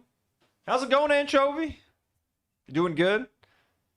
Hanging out with Uncle Anthony right now. That he believes that a peace deal is going to be signed between the US and Iran in the next few hours. Obviously, Iran's squad moved their training base from Arizona. Yeah, good luck in your studies, Polish. And Polish has just blessed us with a gifted membership. Polish, thank you so much. Polish has been going crazy lately, along with Haley and Andrea Joan and everybody gifted and saying Polish. That is way too kind, way too sweet. Folks, we're at 2 new members today. blessed members. To Mexico because I think they want to spend as little time as possible in the US. They flew on a charter flight from their base in Tijuana in Mexico to Los Angeles. Now, as far as we know, all the Iran team players were given US visas to come to the US, but 11 members of their support staff and also Federation officials were not given US visas.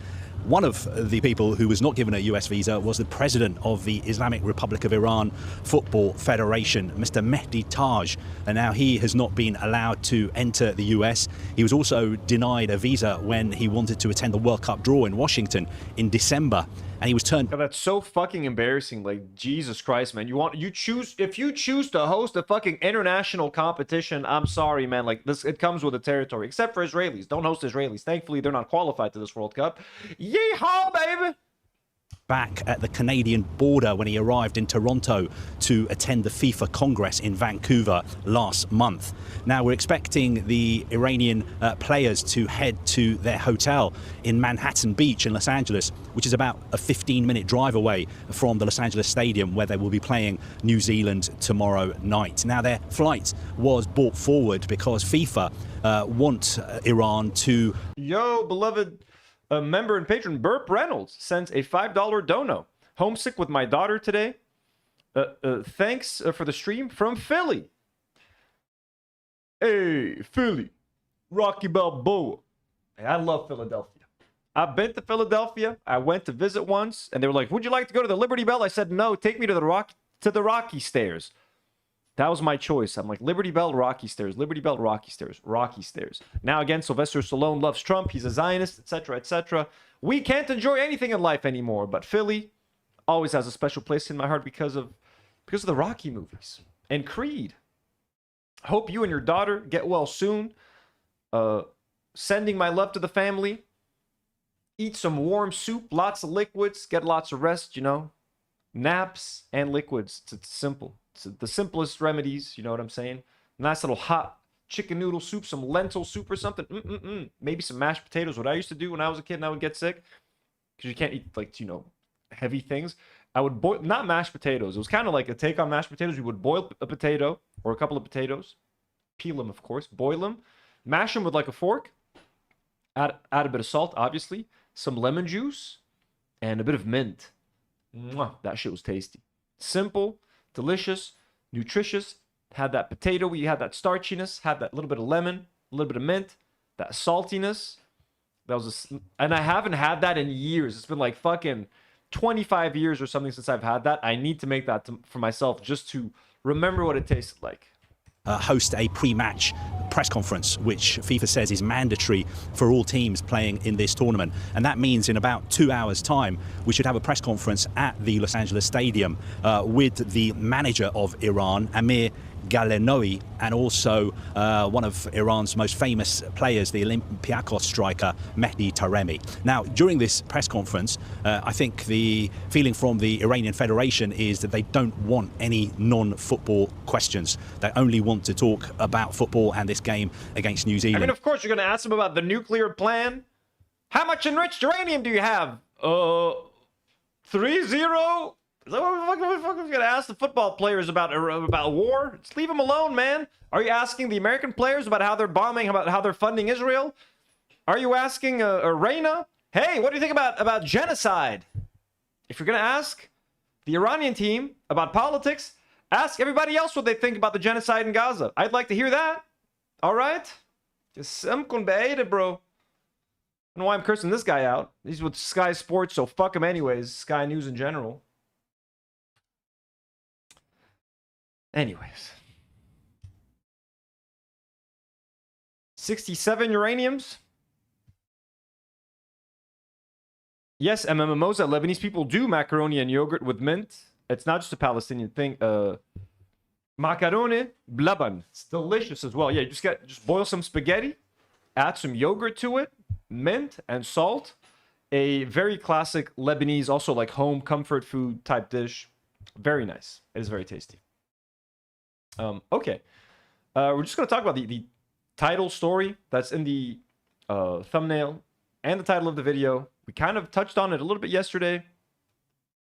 Oliver Tree has very sadly died at the age of 32. He was among 5 others that died in an air vehicle crash in Rio. Now, there is a video of the video. There's a video of the crash at the bottom. I think there's a slightly more clear video. Here's just a better, fun picture just to look at. RIP Oliver Tree. We chat rise up. Look at that man holding. These are pounds. This is like a pound of weed. 1, 2, 3, 4, 5. That's like 5 pounds of weed, I would assume, or something.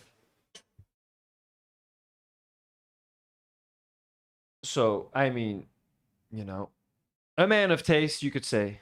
A man of taste. Who knew how to enjoy the finer things in life. So, we chat rise up for Oliver.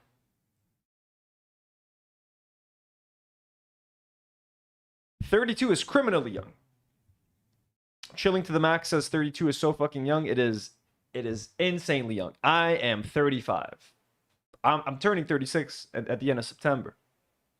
So to think that he's even younger than me, you know, for me to look at someone and be like, that guy's not even my age.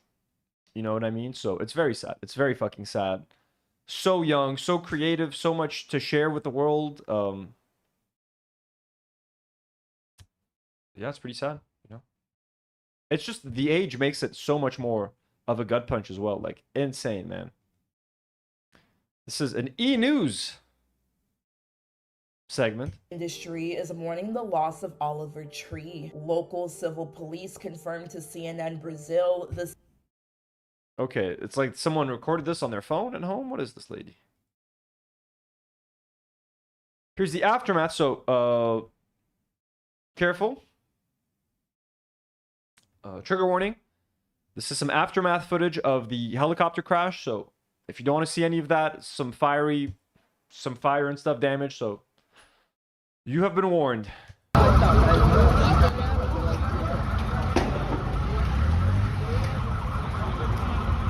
So this is after the 2 helicopters sort of, you know, hit each other in midair.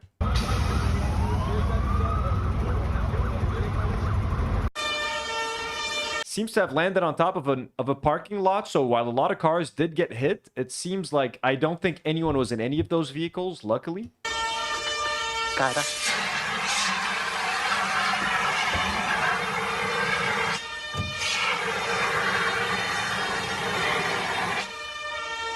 Infelizmente, foram encontradas 5 vítimas sem vida na primeira aeronave. So unfortunately, the five victims were found dead in the first aircraft, which was on fire. God, I hope it was quick. I hope it was the quickest thing. I hope, like, oh my God, dude, when you watch that footage, it's pretty distressing. Let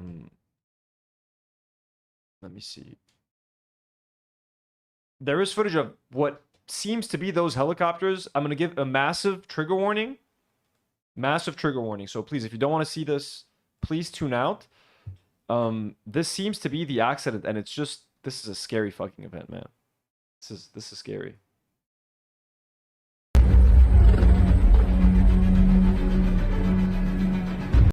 Why is there like music in the back? Terrifying, terrifying, terrifying, terrifying, terrifying. I just hope it was painless. I just hope it was as quick and painless as humanly possible. That is all I want to think about.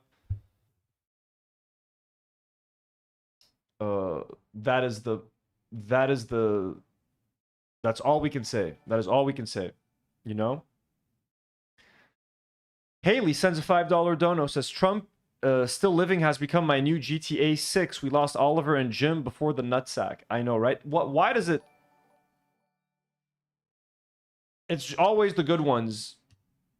You know? It's so cheesy to say. It's such a cliche. The good ones die first! You know? But it's like... all these warlords, Netanyahu, we have politicians here that have been ruling over Lebanon and ruining this country for decades. They're like in their late 80s and 90s. They like drink deer blood to stay alive. And I'm like, how are you still around? And then you have like kids getting fucking slammed and bombed and killed. And Jim and Oliver and good people. Big Al Cake Mix sends also a $5 donor. Thank you so much, Big Al. That's very kind. Says, my first memory of Oliver Tree is all the way back on Vine. We lost a good one. Holy shit, you're an OG.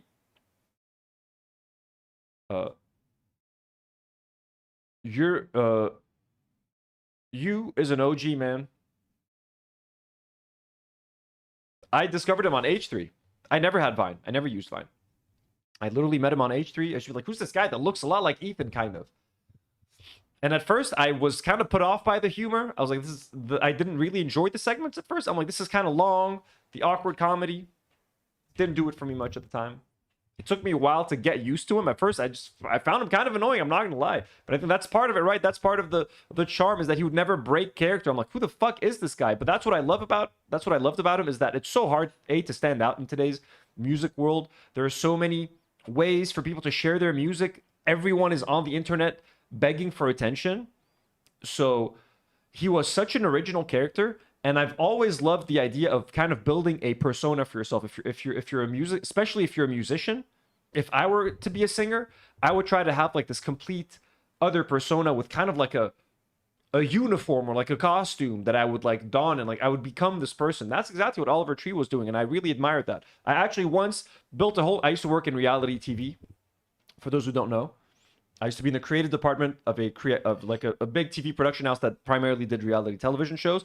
And I'd once come up with a whole like reality show that was all about like people creating like these alter egos and then like competing in like wrestling MMA type singing matches. It was kind of cringe, but a lot of the big focus on me was for people to create these identities and like nurture them and like evolve them throughout the musical competition. Never the copyright, by the way. If any shows remotely resembling what I just said here, I'm suing your ass. Copyright. We've actually it's been pitched already, so it's like kind of maybe registered somewhere. I don't even know. Long time ago. Yeah, trigger warning. We're continuing the footage, by the way. Oh no, we already saw this, didn't we? Yeah, we did. Sorry. Exactly, very much inspired by David Bowie and a lot of people. I use like David Bowie as kind of a visual reference.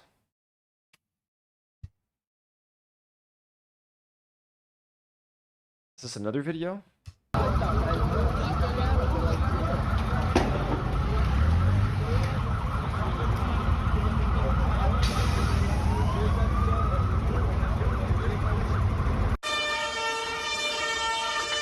Cara. Em chamas. Então, um total de 6 óbitos no local. Primeira aeronave que estava em chamas e uma vítima sem. One victim was found dead in the second, which was not on fire. So I'm guessing the second helicopter was maybe empty and just had the pilot in it.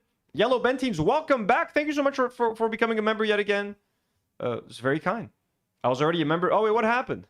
Vida na segunda aeronave que não estava em chamas. Então, um total de 6 óbitos no local.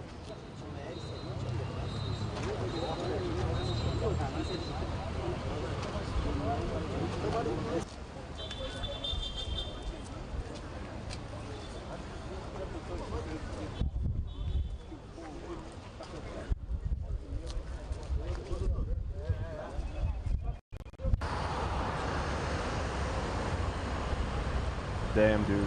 Na primeira aeronave que estava em chamas, existiam muitos veículos elétricos que estavam também incendiando junto com a aeronave. Então é um incêndio complicado de se combater, são baterias de íon de lítio, um incêndio que produz muita energia. The amount of debris and the area in which that debris was spread, this was like a big impact, man. This was massive, dude. Like I didn't even hear of this accident or this helicopter crash until I heard about Oliver. Like the crash had happened like the day before or something. So this only came on my radar once it was confirmed that Oliver had passed. I had no idea this even happened in Brazil.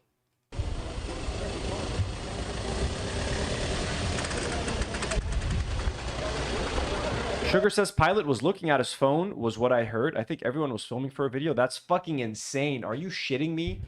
The fucking pilot was looking at his phone and that's what caused it?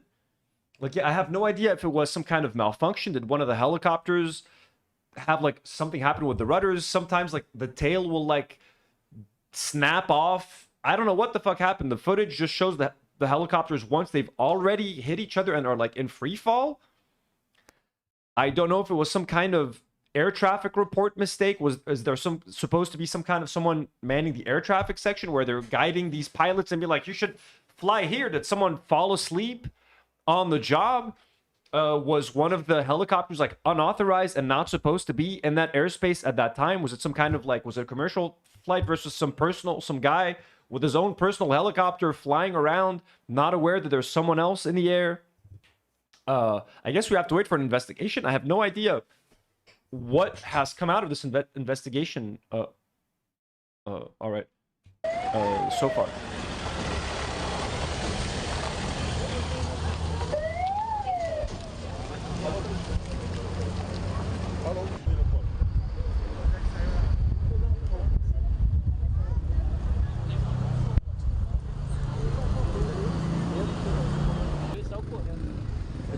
Goddamn, this looks like the Nova Festival after Israel was done bombing the living shit out of its own people. Every time I see cars like this now, I legit think of the Nova Festival footage and how Israelis and their Apache helicopters blew everyone to fucking bits, and they've been trying to convince everyone that Hamas did it for 2 years. Like, yeah, I know, yeah, Hamas killed people and kidnapped people, of course. They didn't do this! Foi barulho assim, tum, aí depois foi outro estrondo. Yeah, I know there's Mark says yeah, sure, an accident and Oliver just happened to be there.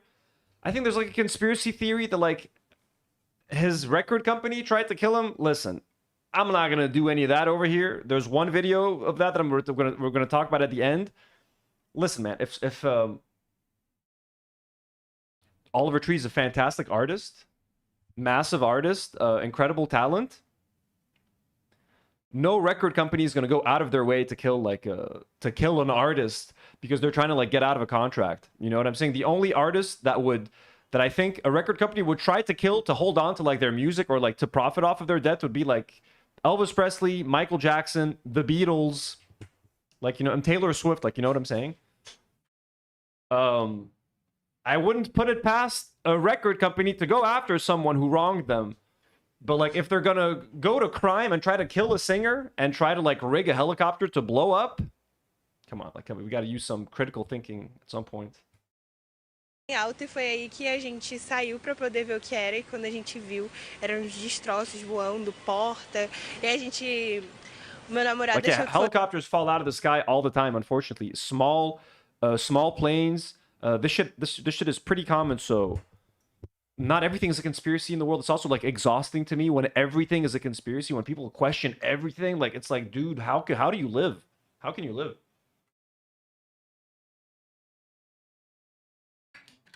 I find that exhausting.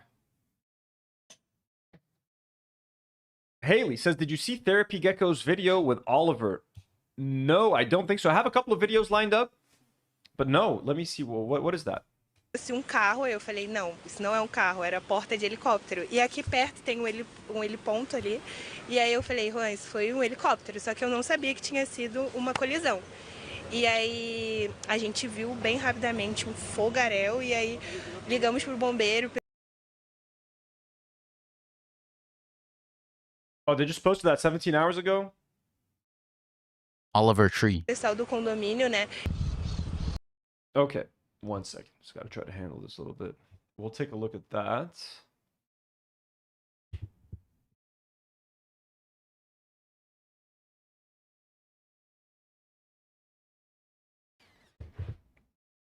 No. Sorry, just checking. Okay. And yes, folks, I know we have crossed 30,000 subscribers. I'm not going to make a big deal out of it, okay? Because we know what happened last time. This could just be a fluke. The channel loses a few subscribers, sometimes per day as well. So I'm at 30,013 subscribers. I'm only at 13 over 30K, so that's not enough of a safe margin. I'll wait till I'm at 30,100 or 200 to start feeling secure. Now we were just over the 30K mark, so I'm just gonna slowly but surely.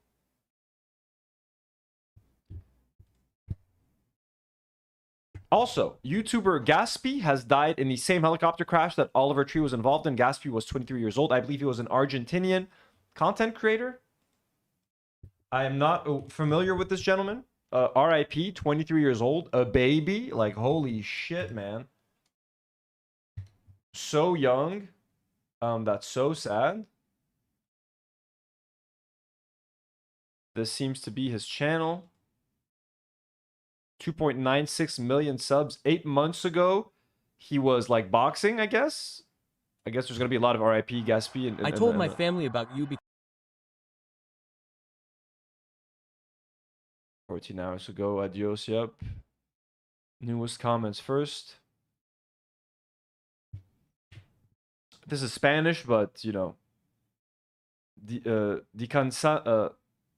Descansa en paz, I'm guessing that means rest in peace. En paz means in peace. En paix, I'm guessing.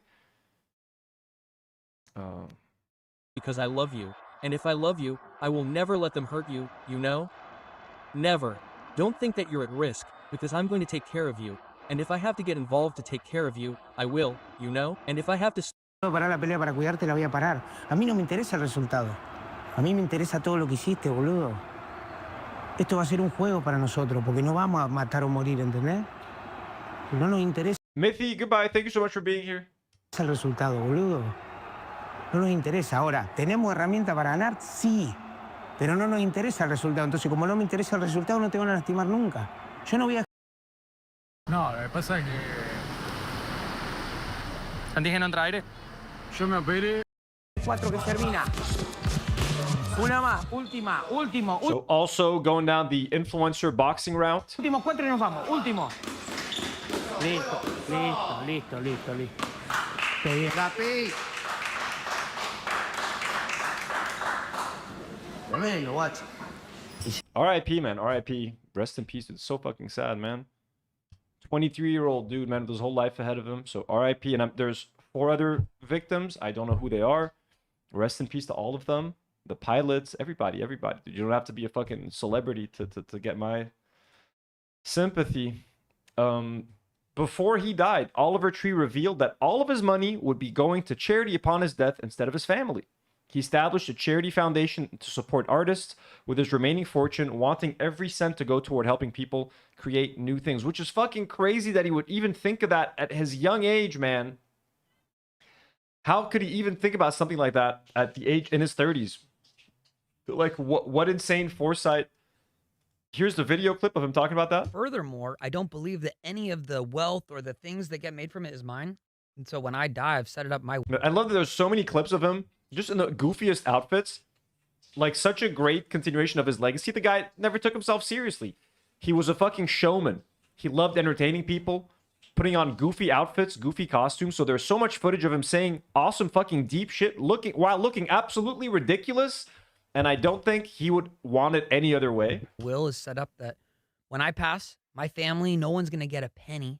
If I have a wife or kids or anything, not getting a fucking penny. I'll get my kids through college. That's the agreement, but they're not going to be a silver spoon. They're taken care of because my dad worked on some stuff in the 2000s. You know, like the idea is... Okay, cool. So at least the kids, look, if I have money, I am going to leave my kids enough money to make sure they survive. I don't believe, like, you need to bootstrap yourself and figure it out yourself. He just said, like, his parents have money, so his kids are going to be fine no matter what. That's fine.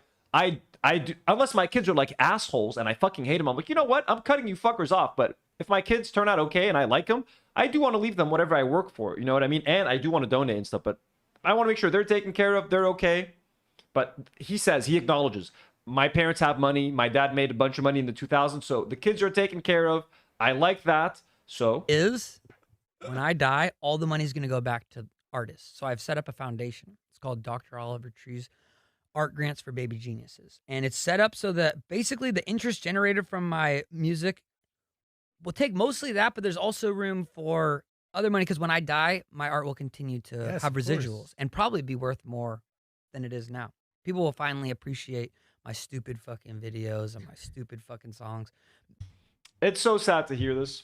That's when people appreciate you when you're not there anymore. Anyways, they might not. It doesn't even make a difference. But historically speaking, artists' worth go up after they die. So the art will continue to make money no matter what. Even the most like diabolical people, their music still makes money after fucking shit. So and anyways, money's not gonna go. What? You want to educate No, the youth? fuck no. I don't believe in money going to education. I think teachers are important, and I believe in education and learning, and I feel so blessed to be able to go to school, and that's such a privileged thing. And I've seen places where people aren't allowed to go to school, and I'm not even going to begin to say that, but I don't believe in education being spent with this money. I want it to go to the actual physical making of art. So you're not allowed to buy equipment with the money. You're not allowed to go to education and school for the money. You're allowed to physically hire people to help produce stuff. You're allowed to rent gear and equipment to make things. You're allowed to use the budget. Which is fucking awesome, by the way. That's such a great idea.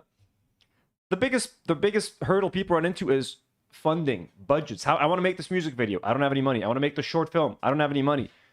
They'll fund your project. Rent equipment, hire some people because that's what you need. What a fucking fantastic idea. You know what I'm saying? There are so many projects that I would have loved to do that I'm like, I don't think I have the resources to make this happen.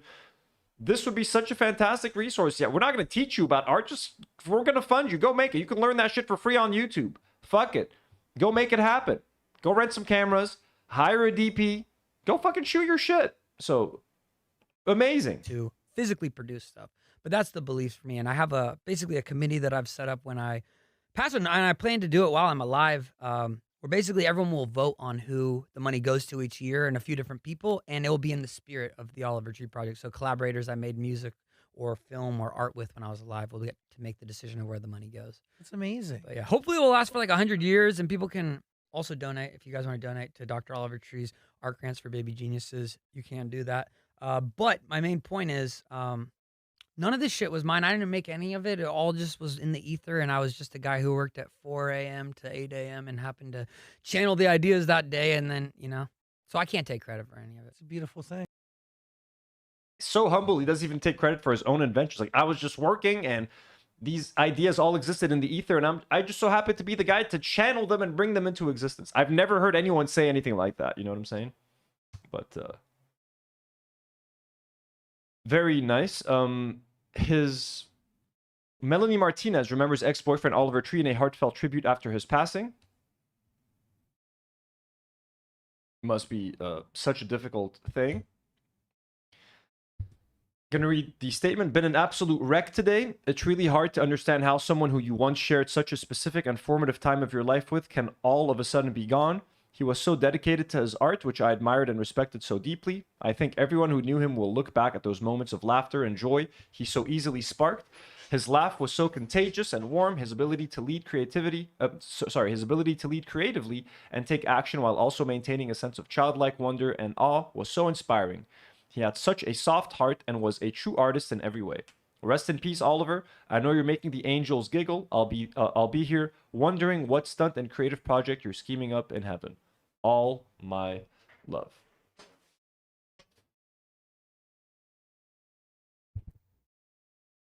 Sugar says, boss is back. Gotta look almost busy. There you go. Go ahead. Just move your hands like this on the laptop. Just do this. Doesn't that work? So people are saying Melanie was kind of problematic. Okay, I've never heard of this person. I'll be honest with you guys. I do not know who this person is. Never heard of her before. KSI put out the most controversial statement that is met with a lot of, kind of ridicule. Can't believe I'm actually having to type this. You're 32, man. You should still be here. You still had so much life to give, so much music to make, so much content to make. This line has rubbed people the wrong way for good reason. You're a legend and will always be a legend. Still doesn't feel real. Genuinely feel sick. Love you, bro. So here's KSI. Here's some. We're gonna get to the content line.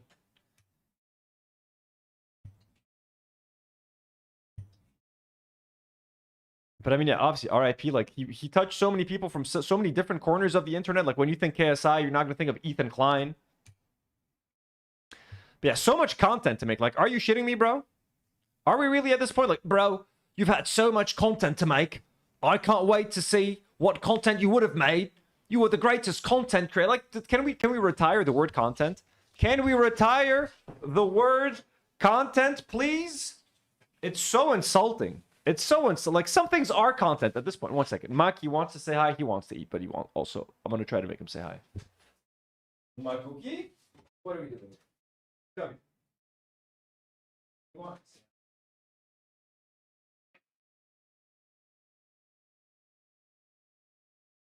We got an appearance.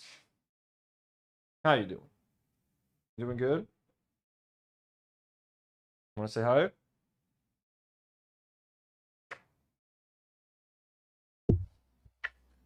Look at that handsome boy. He wants to go. He wants to go.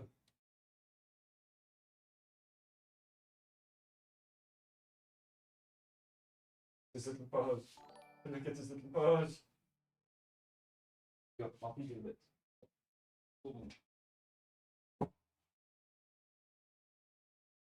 Look at his little paws. His little paws.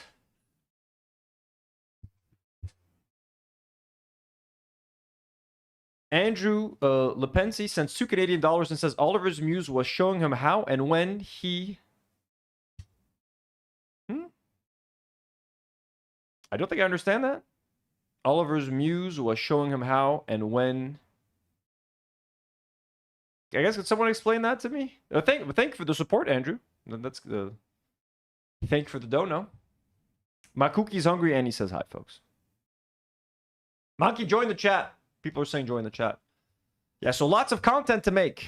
Lots of content to make. I want to read Ethan's statement as well. Because Ethan, again, I discovered Oliver Tree through Ethan, through the H3 podcast, through his various appearances over there.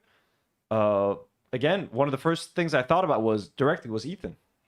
So here's his state. And he came out of a Twitter retirement to put this out. It's the only tweet he has up on his account. He deleted all his other tweets. I'm guessing using redact.dev, Dan Saltman's company. I'm in disbelief.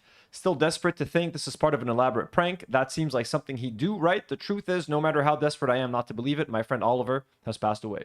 Oliver was such a unique soul. He had an ability that was unmatched by anyone else I know to make friends in all corners of the world. Sincere friendship too, not just internet friendships of convenience. Again, he can't help himself, but mention this is he's talking about friendship of convenience. What does he call them? Fair weather friends.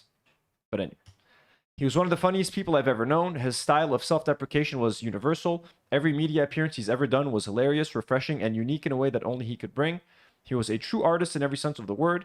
Everything he brought into the world, he brought with his true self. Every time he would come on our show, it would involve weeks of lengthy conversations, of planning and brainstorming.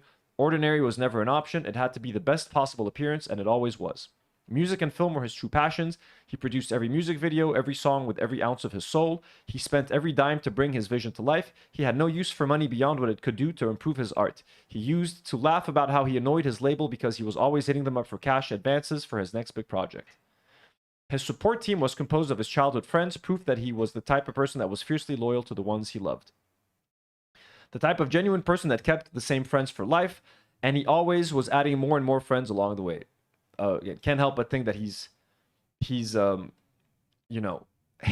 and backwards commenting on something else. Loyal, fiercely loyal, genuine person that kept the same friends for his whole life. Wink, wink. He spent the last year traveling the world, traveling across every inch, visiting places I would never dream of going. He wanted to know the world and all its people, all the different types of ways people lived, so he could become an even more profound artist. I could see him evolving, growing, maturing, and the essence of what he collected was clear: love, friendship, art. All the things that transcended borders and time. Last we spoke, he was planning to go to Antarctica. I totally get it if you can't, but it will be really special and would mean the world to me if you came through. We would love to see you both. That was the last thing he ever said to me. He was having an album release party. We didn't make it. Everything he touched was better for it. Every person he met was more whole for it. As a person, I've lost a dear friend and collaborator. But the real tragedy is that the world lost a true artist, a passionate and gifted storyteller, and a radiant light that shined upon so many of us. His light is now extinguished, and my life and the world is darker for it. I hope I can be more like Oliver Tree when I grow up. Bon voyage, my friend. See you on the other side. Life goes on and on without you. Heartfelt statement from Ethan. Also used it to talk about some current drama that he's going through. Desiree Portrait sends $2 Canadian and says cat food. Well, thanks so much. Maki, you got some cat food. It's very kind. But definitely, I know they were close, and I know Ethan valued their friendship, and Ethan finds himself in a dark place in his life where he feels like he's losing friends, he's losing fans, he's losing collaborators because of his actions. So to now lose someone in that way, and someone who supposedly seems to, till the very end, was still loyal to Ethan and was still friendly with Ethan. I think Ethan is an already very dark place mentally, and he's already suing people and acting out through this darkness. I just hope that somehow Oliver's death can just sort of just open his eyes to how short and precious life is, to just how much he's kind of wasting his time and just stressing and making whatever time left he has on this earth less fun and less happy. And he's not spreading happiness like he should be. He's spreading pain and misery, honestly. And I hope that he's inspired to accept iDubbbz's apology, one of his other old friends and collaborators. It's time to stop all of this stuff and be the man that Oliver would want you to be. And he would not want you to be the guy that you are now. Just like Jim D. Dukers would not want us to be assholes and be shitty people. I think you owe it to your friend and his memory to act the way he would have wanted you to act, and to act in a way that would make him proud. So ask yourselves, anytime, Ethan, anytime you're calling up Rambar Nassim to draft up a new lawsuit, ask yourself, just like I asked myself, what would Jim D. Dukers do? You should ask yourself, what would Oliver Tree do? Would he laugh at me, and would he point his hand and be like, haha, you're suing someone else? That's crazy, Ethan. Just close Reddit. Just close Twitter. Let's go film a music video. Try to think of that. Try to think of how he would react and be like, dude, a fucking lawsuit, man? What? Ethan, a lawsuit? I don't know. But I know that, you know, let's just look at this for a second. This was Oliver Tree's best moments on H3. This is back when I used to watch H3. That's when back a lot of us used to watch H3. A lot of you guys in the chat. When I think of Oliver, it reminds me of the good H3 days. Last night we let the Rizzler talk. Even Libby Dunn was getting messed up by baby Gronk. He said that her yacht was so Ohio, it's giving me. Even Kai said that and Jason says Ethan left a comment under iDubbbz's video saying he instructed his lawyers to drop the lawsuit. Really? Is that it? Why would Ethan? Okay, let's check it out. Shit.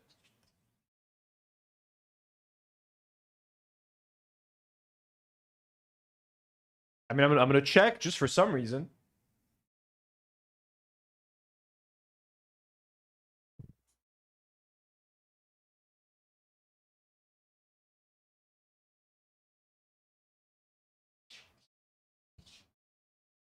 Can someone confirm? You don't even have control of your own guests, bro. All right. Chill. Stop. Go. No. All right. This is odd. Hey. Not on my side. Ian, turn off the set. Get out of here. Get off my side, dude. Go. Ricky, I'm going to push your ass over. Out. Bro, you don't fuck with me, dude. All right. Ricky. Yeah, AB, get him out of here. Get him out of here. Sit the fuck down, bro. You sit the I just want to check out some follow-up. Marina, thank you so much for the Maki and Nata money, by the way. That's way too kind. I just want to see, was there any follow-up on that other thing that I did not understand? Andrew, that says Oliver's muse was showing him how and when he... Did anyone explain that? I don't think so. Okay. Get off my side. Get off my side, bro. Get off my side. Sit down. Sit the fuck. Get off my side, bro. Get off my side. Go back to your shit. And these are super. Where'd you get that photo, freak? I just want to say this, and I'm not going to say any names, but I... 1 second. Maki?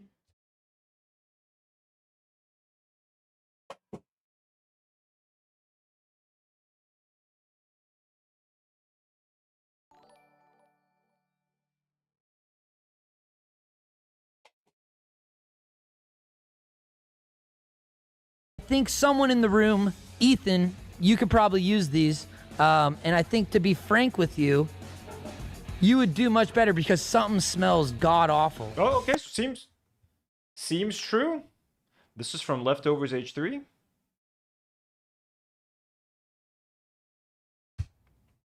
Hi, Ian. I appreciate the thoughtful apology. It means a lot.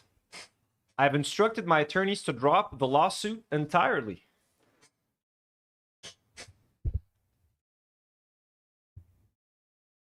Here it is again.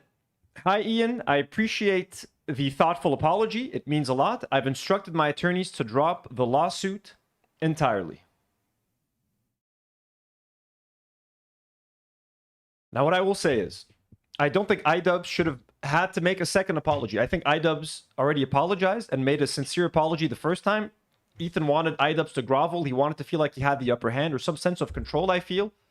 But in the spirit of our boy Oliver, who's watching us from above, and our boy Jim D. Dukers, who's watching us from above, and our boy iDubbbz, who just made this decision. He made a decision as a grown, mature man to apologize to Ethan and to handle the situation himself. Who gives a shit what I think? Who gives a shit what you think? What I think, this is much better than having a fucking lawsuit. This is much better. So what I'm going to say, also, I'm going to say W Ethan. I'm going to say, not W Ethan, but like, this is the bare minimum. Ethan should have never sued in the first place, but I'm going to try to look at this in the spirit of everything that's happened, and hopefully that Oliver's passing is inspiring Ethan to just be a better person. And again, what would Oliver Tree do? What would Jim D. Dukers do? Oliver would drop the fucking lawsuit. Oliver would drop the lawsuit. And what did Ethan just say he's going to do? He said he's going to drop the lawsuit. Is this enough? Should Ethan drop the lawsuit against Noah Samson? Absolutely. Should Ethan drop the lawsuit against Denims? Absolutely. 100% he should. But I don't want to throw away a W when there's a W. iDubbbz made a fucking brilliant video, made a fucking brilliant move. It was a very heartfelt apology that we could all tell that it was heartfelt by watching it. And Ethan stuck to his word. He said, if I get a sincere apology, I would drop the lawsuit. He kept to his word. He did it. He kept to his word. And yeah, Freya's Twister, he says, Ethan's only doing this because people criticized him that usually didn't. I agree with that. And we talked about that earlier. It's the first time he's getting any pushback. So the fact that he was getting pushback from people that don't even like iDubbbz, and on top of that, he said, I would drop the lawsuit if I get an apology. And then iDubbbz goes ahead and records a bomb-ass fire, perfect 10 out of 10 apology. He has no choice but to drop the lawsuit, or else he would look like a massive hypocrite and a massive asshole. And I'm sorry, also the fact that one of his old friends just passed away, it's going to make you look inward a little bit more. It has to. It has to. And I know I'm crazy for even thinking that. But I 100% you guys are right. 100%. 100%. The fact that he was getting criticized. We talked about it earlier. Moist critical. Kino Casino. People who hate iDubbbz. People who've made their career making fun of iDubbbz were like, hey, you shouldn't fucking sue. And he still tried to defend it. You know what I'm saying? Then he's on video being like, but if they apologize, so what was he going to say? This was not a good enough apology, or like, no, you need to grovel more. iDubbbz played this hand perfectly, and Ethan could have just been regular old asshole Ethan that we've gotten used to, because everyone, we had people. Artful wasn't, yeah, Artful. I was just thinking about Artful. Artful was like, this is not gonna work. He's not gonna go for this apology. This is not grovelly enough for Ethan, etc., etc. So we're all kind of surprised. We're all kind of surprised. So hi, Ian. I appreciate the thoughtful apology. It means a lot. I've instructed my attorneys to drop the lawsuit entirely. Look, this is a good day. This is a good day for YouTube. It's a good day for YouTube. And the fact that this happened, hopefully it shows that. But no, this was done with the threat of a lawsuit. So that's not nice, right? Because iDubbbz was basically, in a way, blackmailed into apologizing. But that's not what I think he did it. He's already apologized before. And I think iDubbbz sincerely wants to apologize. But this still sets a bad precedent in like, well, I'll threaten to sue you if you don't apologize. That's not good. So that's not good. But Politics says that was a genuine great apology. It was a great apology by iDubbbz. Also, I think I missed a super chat. Haley sends a $5 donut. Thank you so much, Haley. Says, one of my favorite bits was when Ethan would pull up olivertree.com instead of Oliver's site, olivetree.com. Oh, that's funny. I hope that's in the video. Artful says, Ethan, I'm sorry I called you a twat. Peace and love. No, listen, we have, I mean, if we don't give people credit, even when they've done so much that we think is despicable, and Ethan has done so much that is despicable, again, gone after countless creators, trying to ruin their careers, ruin their lives. He still has multiple lawsuits up, trying to sue Redditors, random Redditors, to dox them and expose them. Like, this in no way. Colette says, do you think Ethan will gloat about the apology on the podcast now like he did with Casey Trons? I don't think so. I think he will watch it. He will offer some criticism. I think he's genuine. This message seems, he says, I appreciate the thoughtful apology. It means a lot. And I don't know, when you lose someone, like, it would be strange for Ethan to get on his podcast right now and be an asshole. I think when you lose someone, it makes you're going to be emotional. You're going to be nostalgic. He's going to be looking. I think that's what a normal person, that's what I would be. I'm describing myself, right?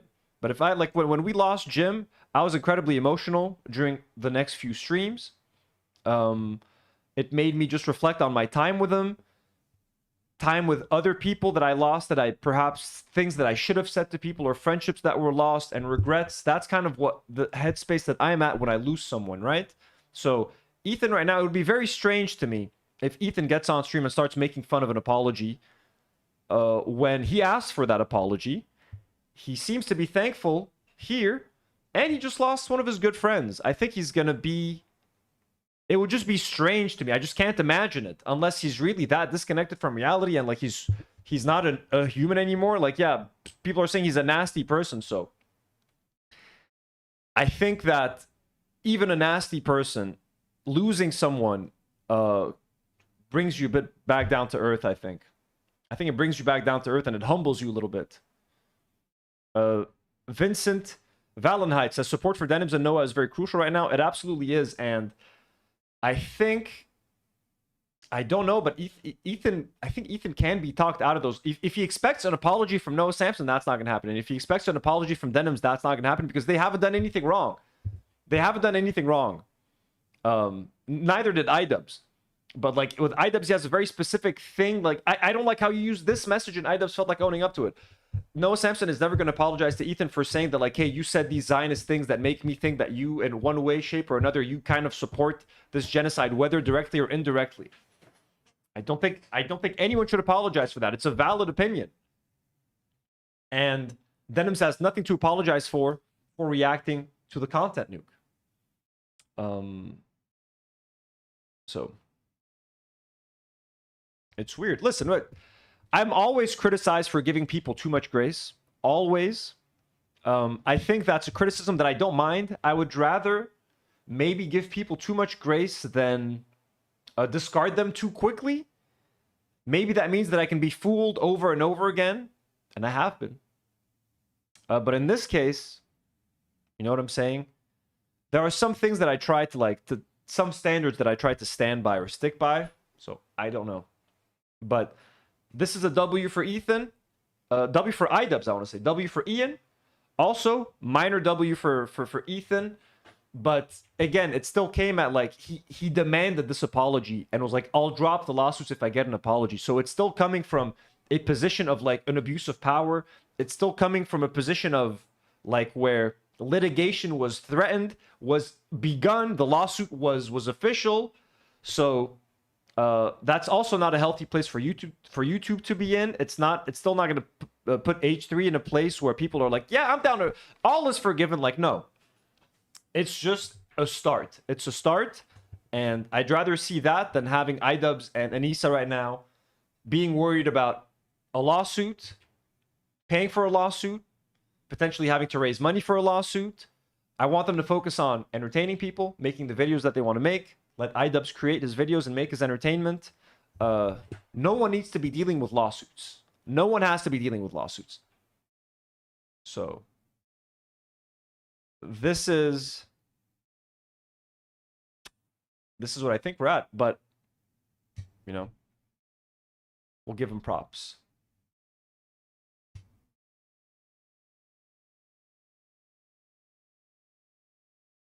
Yeah, Nola, I agree too. Nola says, I also think that it's going to be different because it's iDubbbz. Imagine seeing the face of an old friend apologize after another old friend died. Exactly. It's got to be emotional for Ethan right now. Like, he just lost one of his friends and old collaborators while he's currently fighting with another one of his friends and collaborators.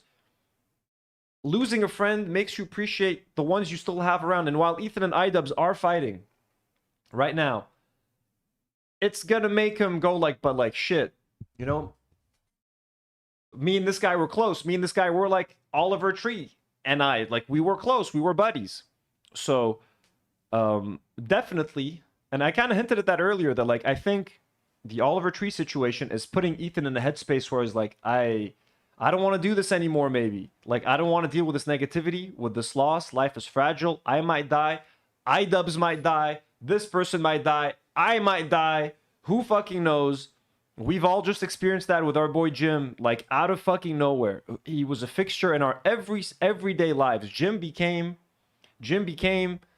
part of this show. Like, it's still gonna take time to, like, not see his name in here. It was like he was sitting again in the front row as I perform every single night on a stage. Very strange. It is incredibly hard, and it's always gonna feel like a piece is missing. It's always gonna feel like, God, I wish Jim was here to hear me say that. I wish Jim was here to watch this with us. I wish Jim was here for this or that. And guess what? He's not going to be here in the way that we were used to. He's here in different ways. And if Ethan functions as I function in any way, he's going to feel emotional and nostalgic. And of course, if I were Ethan, I would. That comment was a good start. Fucking call Ian, man. Call him. And both of you, just talk it out, man. Talk it out. You know? Wanna play me your bad, babe, double-faced and tundra. Life goes 90.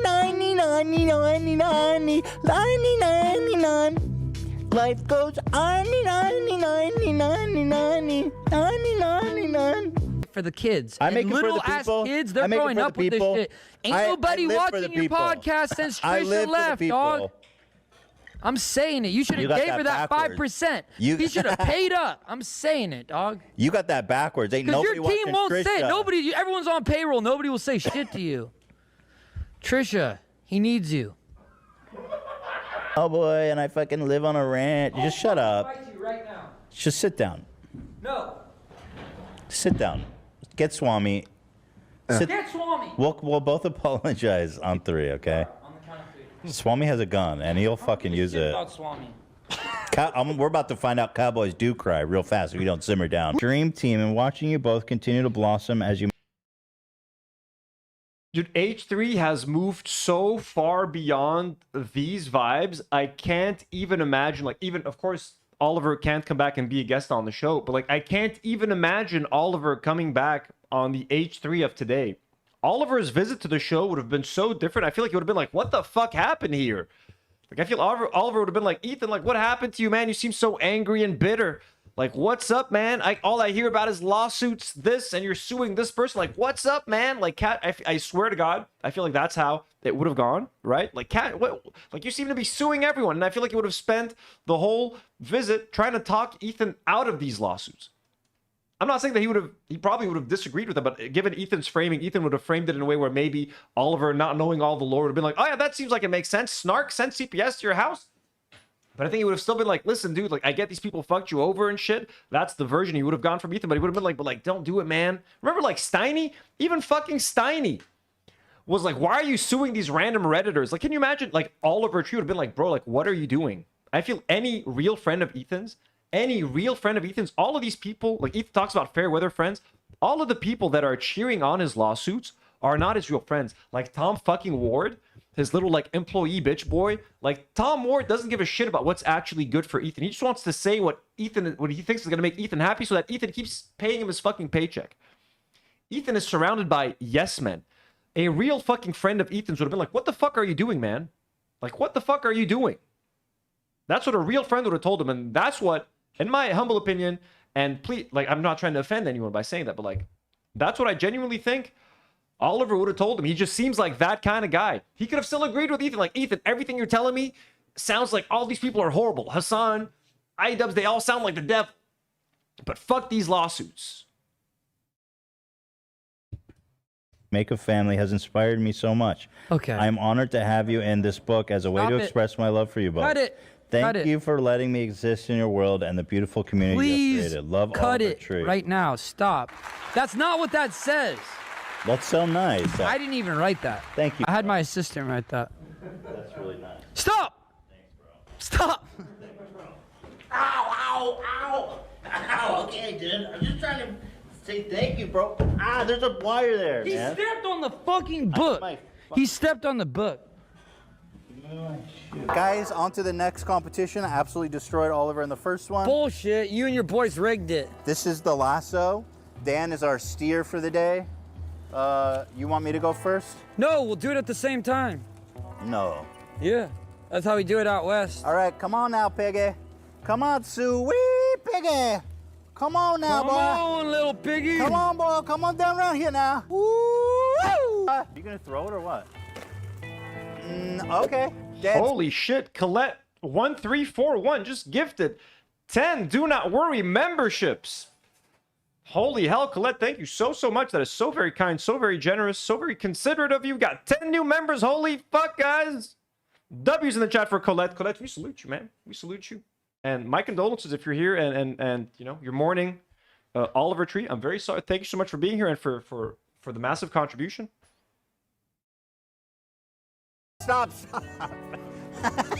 That's easy. That's child's play. Oliver doesn't care that he like choked you out. He just doesn't move. I don't give a shit. I'm never gonna see him again. Stop, you're gonna break it, dude. Then we won't be able to play. Stop! Shit. Titus, pick you up now.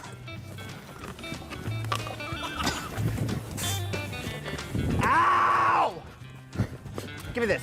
Colette, that is way too kind. Thank you so much. Genuinely.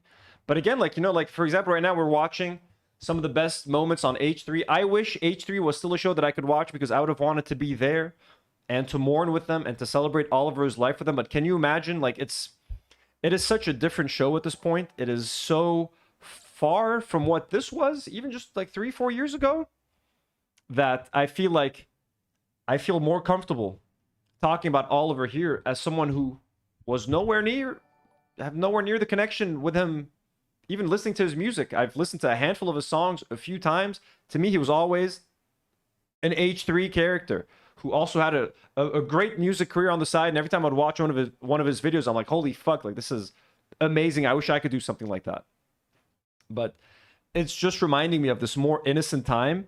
And it's just reminding me that, like, Ethan needs good friends around him. He needs level-headed people around him that ground him. And I think what this is highlighting is that he lost so many of those voices after October the 7th, right? He had people like Hassan were his friends. People like iDubbbz were still his friends.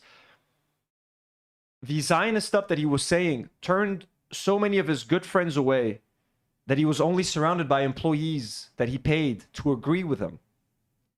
And bit by bit, he has been pushing his friends away and retreating more inward. Him and Ela and the crew are more and more isolated. And everyone else is pushed away. And when one of his true remaining friends, you know, who wasn't involved in any of this, who was kind of on the outside doing his own thing, making art, so he didn't even have time to, like, weigh in or even know what the fuck was going on. But now that he's lost this person, it's going to isolate him even more. It's going to make him even feel more alone and more abandoned and more so. This is why him accepting that that's why that iDubbbz apology, first of all, couldn't have dropped on a better day. iDubbbz, what a fucking genius as well. Seeing that like Ethan just lost someone. For that message to land today, I don't know if it was intentional, but I feel like Ethan needed to hear something like that from an old friend today, right? He just lost an old friend, and he feels like he's lost an old, and he did lose an old friend in iDubbbz, but that message could not have come at a better time. You know what I mean? That message could not have come at a better time. I think Ethan needed to hear something positive from someone that cared about him a long time ago. But this is all self-inflicted. I'm not trying to get sympathy for Ethan right here. He caused all of this. He pushed all these people away. He harassed Hassan for 2 years. He made a whole video The content nuke, and that he copyrighted to entrap supporters of Hassan to react to it so we can sue them, etc., etc., etc. Hopefully, this is the beginning of an awakening or something. It's all I can fucking say. Haley says Dan Saltman and Dan Yesman. Give me this. Joey Nasrani says, Anthony, there's a whole conspiracy that they faked it. This is so charged that they faked what? They faked I follow Gaspi, the Argentinian who died with him, and he left a couple of hints in his last short movie.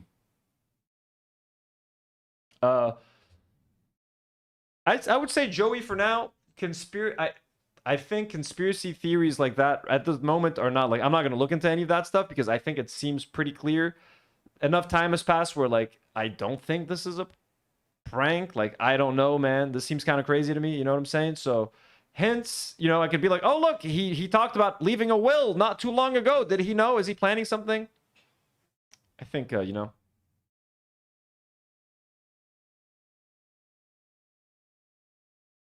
Let go!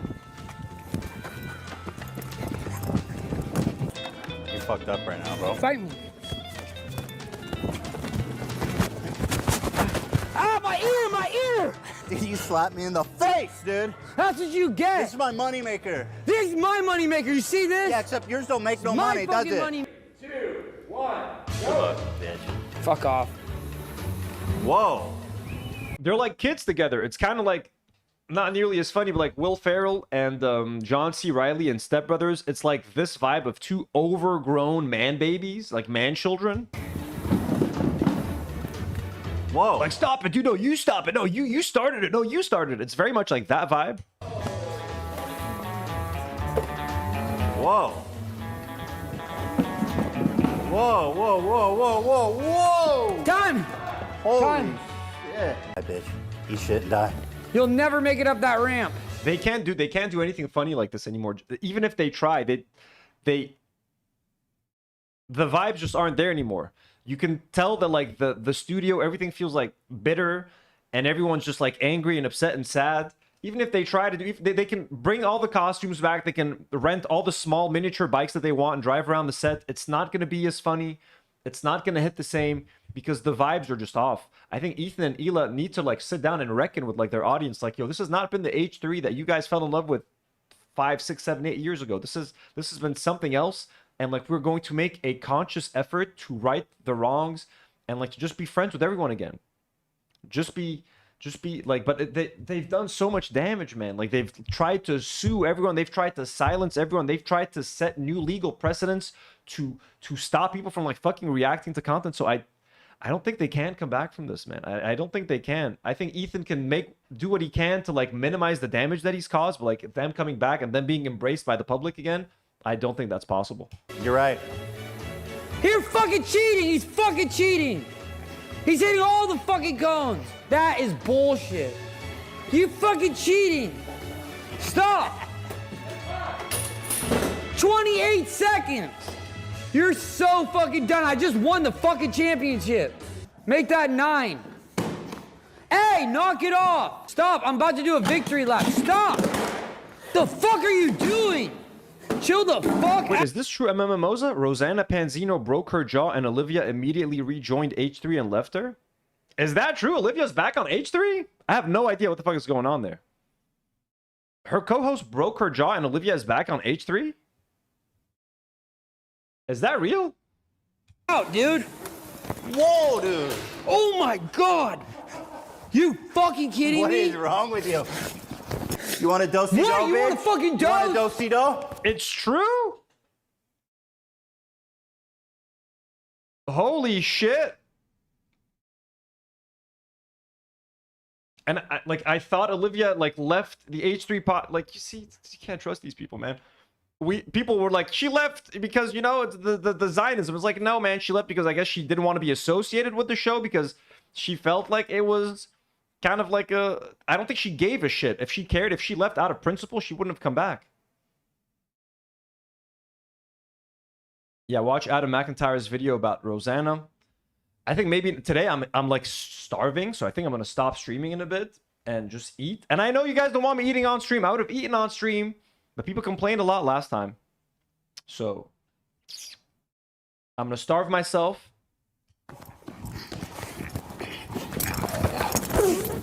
I'll fuck you up, old man. Fuck you. Oh, it's just for a guest appearance. Okay. You want to fucking fight me? They said that if I win, I get slimed on national television. And come on, dude, don't you want to see that? Why don't you come over my house? I'll slime you in private. Bro, come on. If you win, I want the blimp. Chris sends $2 and says, I stay fat so I don't become a Zayo like Ethan. I'm giving you the blimp to you and Theodore. Nogzalotl with a $2 donut says, watch Adam's VOD. He explains the Rosanna situation. And Michael or whatever your other son's name. Michael? AB? 22. 22. Oh, fuck. Who did I just vote for? Dude, you passed it. You fucking voted for someone else. Are you fucking kidding me, dude? New friend of the show, by the way, Adam McIntyre. Okay, wait. You're doing this shit on purpose. No. I'll start over. Okay. You're fucking dick, dude. Wait, hold on. I'll start over. I'll go back to 22 and see. Ethan! I'm sorry. You promised, bro. No, trust me. I want that blimp. Oh my. By the way, if you do win a Kids' Choice Award, you'll be in really good company. Previous Kids' Choice Awards, James Charles. There's a couple more things that I wanted to show about. It's like haunting final videos. Why are they haunting?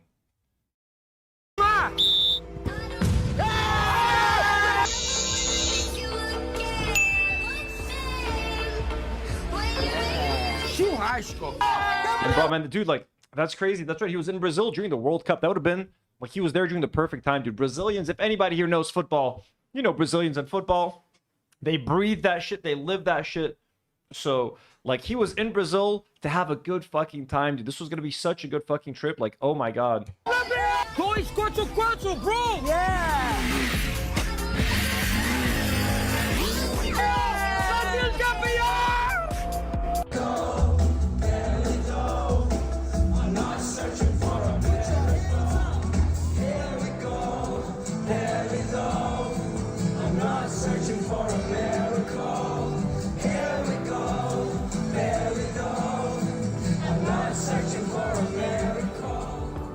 And so when I die, I've set it up, my will is set up that when I pass, my family, no one's gonna get a penny.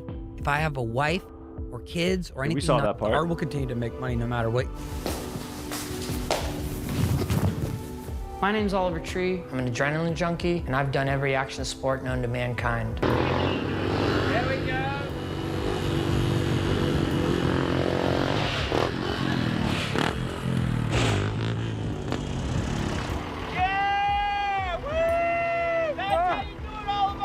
Honestly, not bad.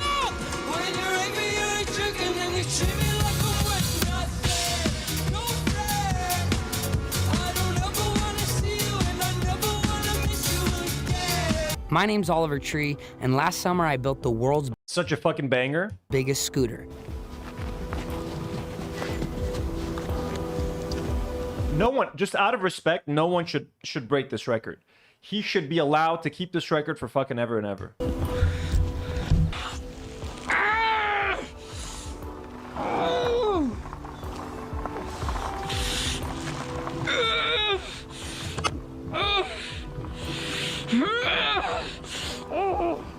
Oh my God, I'm gonna make it! I'm gonna make it! He's doing it! He's doing it! He's really doing it! Yeah. If you can dream it, you can do it. Work all day, and then I wake up, work. Tree was due to tour Australia in October 2026 for the Love You Madly, Hate You Badly tour, which would have been his first visit since 2023. All day, and then I wake up, work all day, and then I wake up, work all day.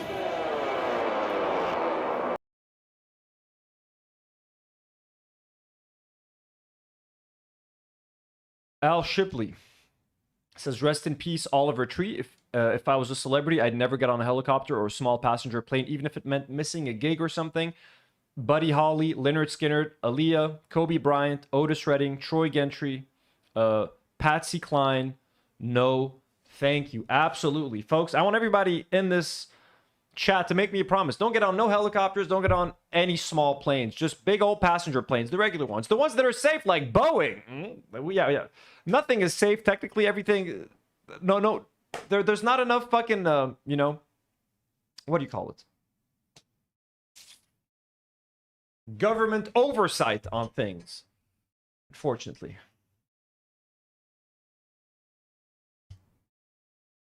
This is a cool little clip. How are you? What's up? How you doing, man? Doing good. How are you guys? What's happening? Isn't it crazy that we're both DJs now? It's pretty cool. We're done with the singing thing, man. I'm out of here. Fuck this place. You've been getting in shape. No. I'm making an album in hotel rooms.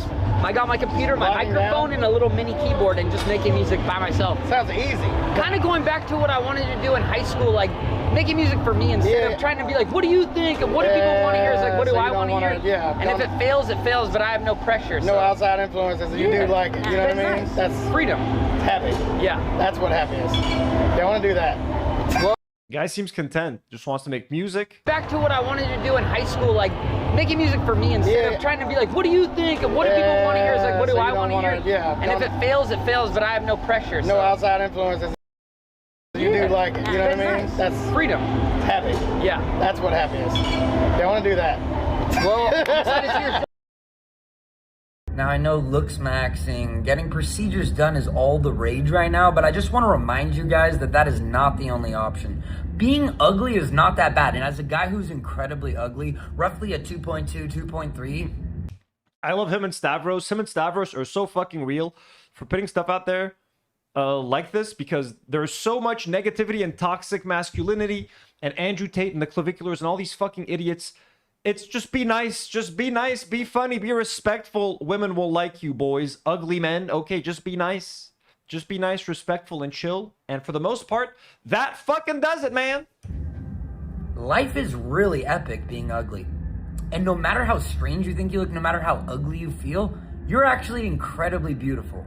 You are actually perfect as you are. There's always gonna be one more thing you want to change.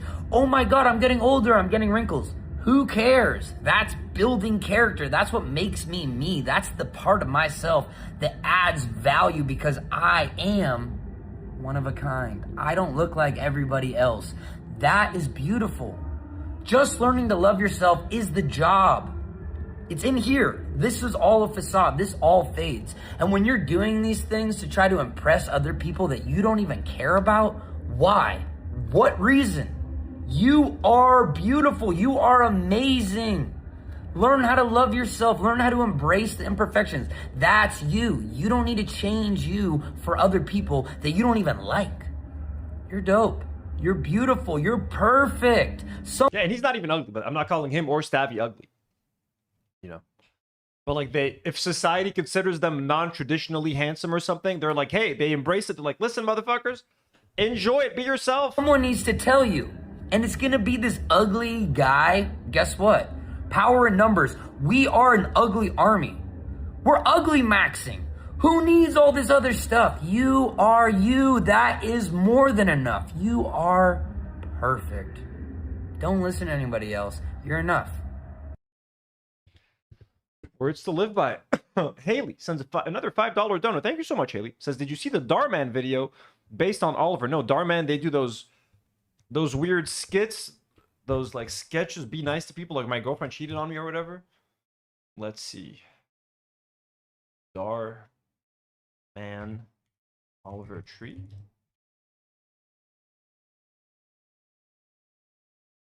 $30 minutes? Jesus Christ. Musician is shamed for being too ugly featuring Oliver Tree. 30 minutes. Okay, so look. Haley made two great recommendations. She recommended Darman. Don't they... I feel like these guys copyright, though. So there's Darman and there's Oliver Tree becomes a gecko. Fight! Stop! This isn't cool! That's it! Oh, no, you didn't!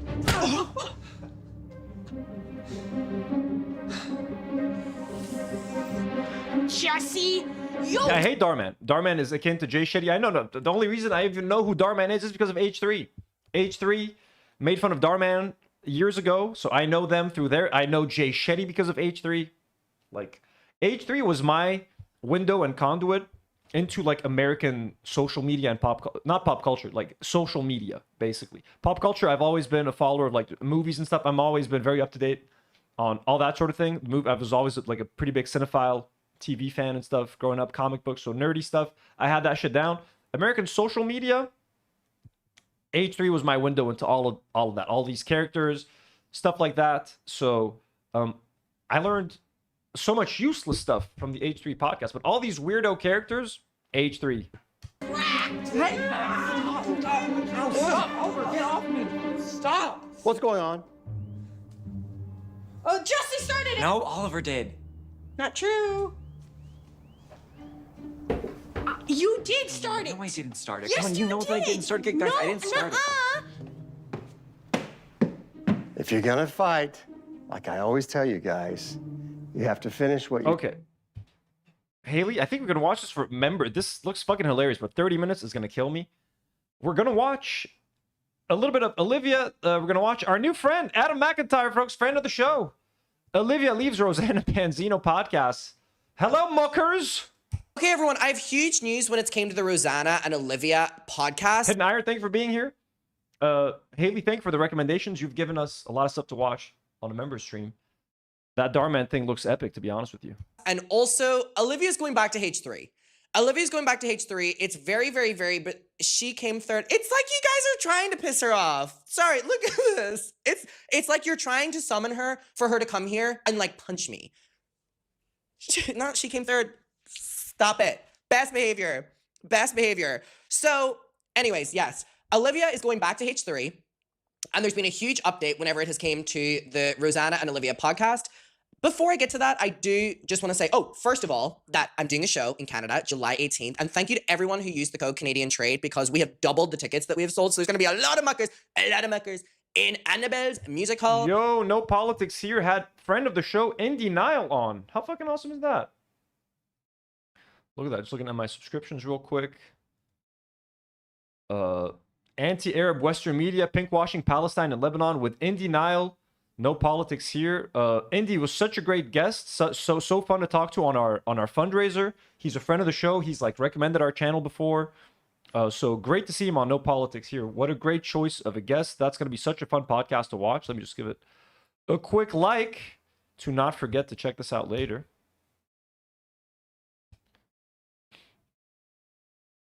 I was just trying to see if H3 is going to be live tonight. Yeah, they're doing a Oliver Tree Memorial episode tonight. Here it is. Remembering Oliver Tree. 9:30 p.m. Oh, right now. So this should be starting anytime soon right now. Which, God, I wish the channel, I wish the show, I wish Ethan, I wish Ela, I wish all of these people were, I wish this was something I could tune in. You know what I mean? I wish this was something I could tune into, but I cannot. Yes, I just wanted to see if they were talking about it.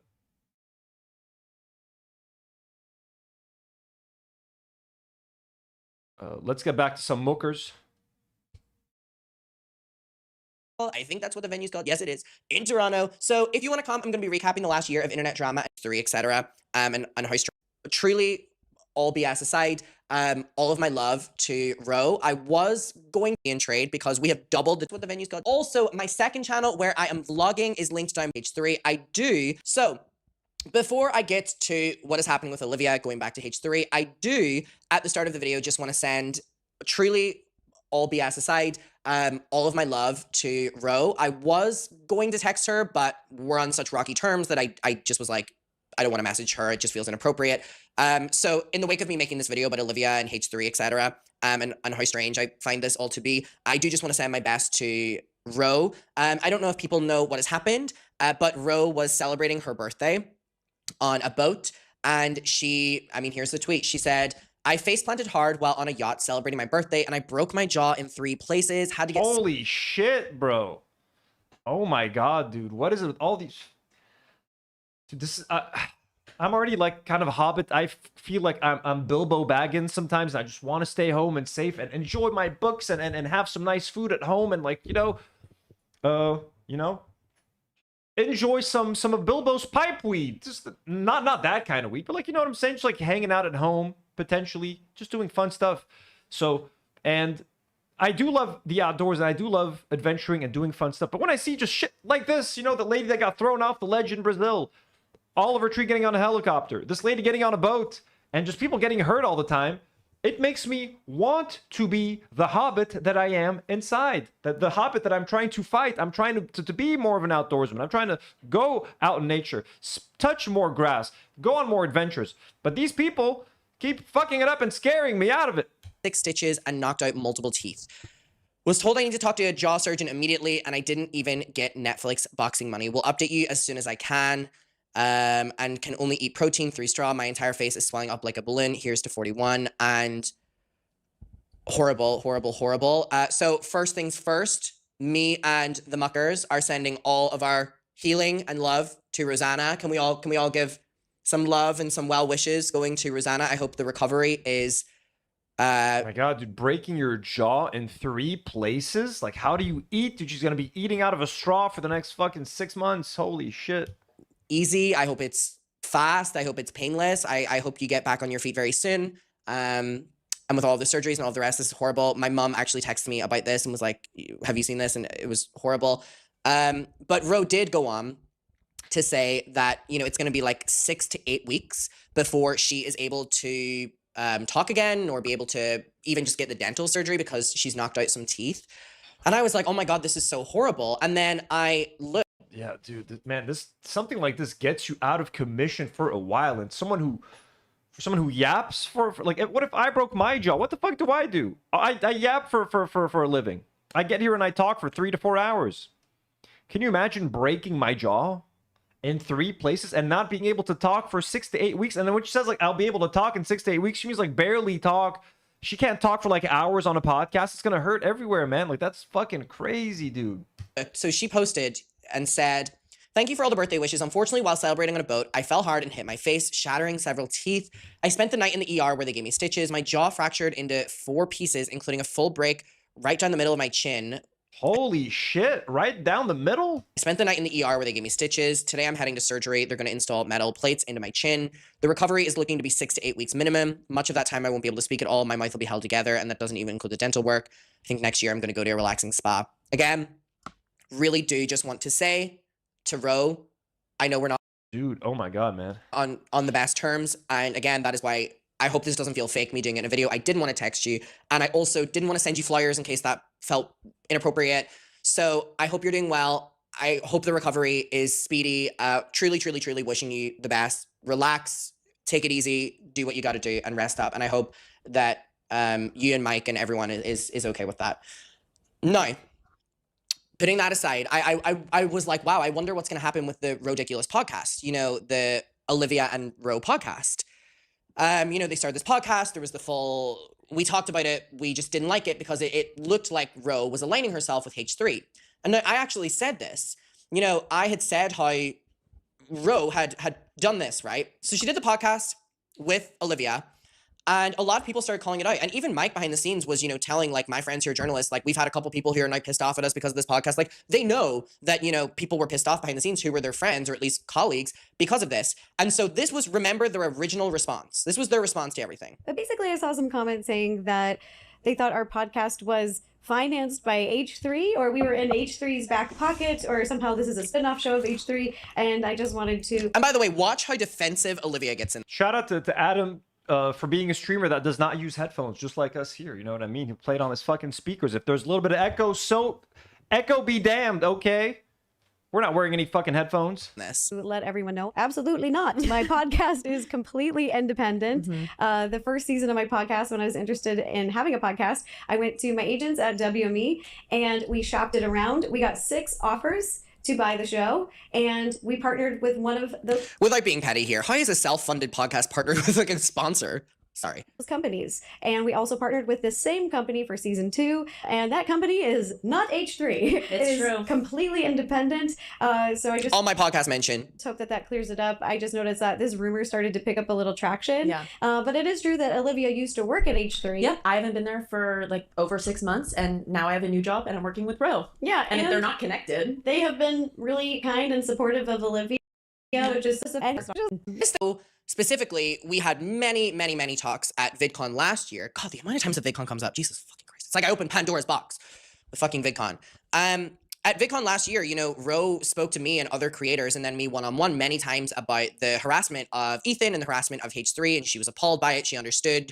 She agreed with us. And then she obviously partners with Olivia, who is still on H3. So this is why me and Ro fell out ultimately. Because I quoted, haven't been over there for 6 months, as in doesn't work at H3 anymore. Just not true. Olivia was literally just on H3 1 month ago. So proving that they were lying and Olivia was still a member of H3. Well, here's where me and Ro's relationship went down the fucking gutter. She quoted me, wanting a fight, and said, she hasn't worked there for 6+ months. She went on once as a guest in that time, not an employee. I understand you don't like Olivia or me anymore, but that's not an excuse to lie about us. Now, that was crazy. We had a back and forth and I was like, all right, you know, fine. I knew that what I was saying was true. I knew that, you know, Ro cares more about Olivia than Olivia does Ro, in my opinion. I think that Ro was making a bad decision with this podcast. And it's very unfortunate that I felt that I had a good relation with Ro and for it to be thrown out because of Olivia and this new podcast. And because I was trying to warn, this is a common theme where it's like, I know exactly, I can see how these things are going to go. I feel like I have a good judgment of people. And my judgment of Olivia is that her alliance is with H3. And Ro made a decision to, you know, be a part of that orbit. And you know what's so crazy? For 8 weeks. Who could have seen that coming? Olivia says she's going to come in. She's going to. Also, because Ethan announces Olivia will come back to do a segment next week. Sorry, I dropped my subs. She's going to come in next week to talk about it. Yeah. Really? Confirmed? What? Confirmed? Yeah. Okay. On Wednesday or Friday, she said. So, Okay. So I'm. Is it a confirmed kill, Ethan? Confirmed or what? So we're going to save our I'm going to wait. Yeah, I'll wait for her. So zip it. Crazy. And I have one last thing to say. So first of all, Ro can no longer talk for 8 weeks. And Olivia's immediately jumping ship back to H3 to do a segment. Exactly what I predicted was gonna happen.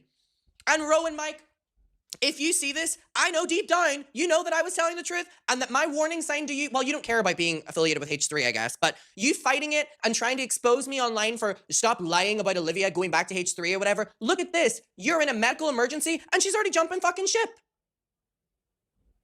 Oh my God. Oh my God. No. Didn't Olivia like recently relaunch like her own solo channel or something?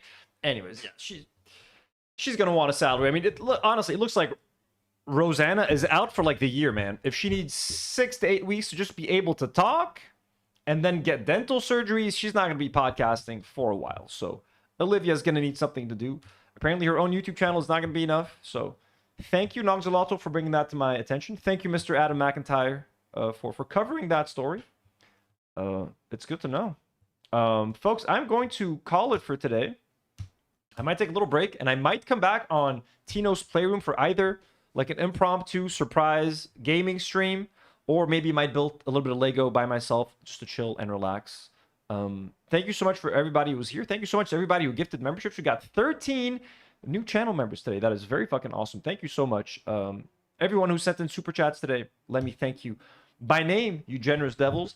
Haley D, Nogzolotl, Chris, Colette, Jay of the Dead, Marina, Desiree Portraits, Andrew, La Pensée, and Marina Nimis, full name.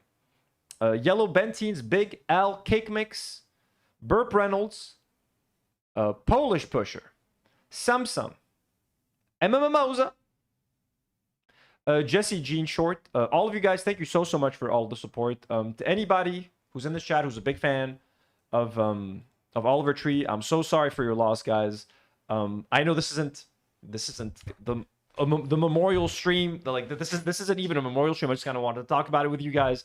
To whoever, like, you know, again, I just wish you could have been watching the H3 podcast to mourn our boy. There's other ways to mourn him, obviously. Listen to his music. Be kind. What would Jim D. Dukers do? What would Oliver Tree do? I think Oliver would laugh at a lot of things that some people take seriously. Have a great night, everyone. I'm going to see you tomorrow for a couple of streams tomorrow, most likely 5 p.m. stream and a 9 p.m. late stream. So 2 streams tomorrow, maybe even 2 streams today. I might even do a late stream at like 11 p.m. or midnight. I got nothing to do tonight, but I'm going to take a break. I'm going to eat. I'm going to rest, and then I might be back. Haley D sends a $5 super chat with pride flags. It says, goodbye, Devils. Goodbye. There's, you know what? There's no better way to end it. Chris, thank you. Marina, thank you. Chris, Chris, are you with Argentina? I think Chris is with Argentina, right? Everybody, have a great rest of your night or a great rest of your day. If you're watching the World Cup, if there's a game at 10 o'clock, let's see.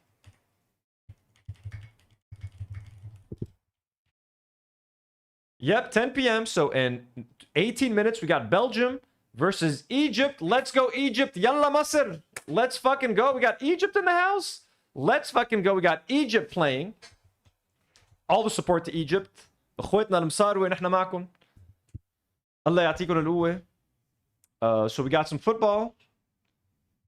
I'll be back tomorrow, folks. Maybe even later tonight. Have a great day. Much love to everyone. And as always, do not worry.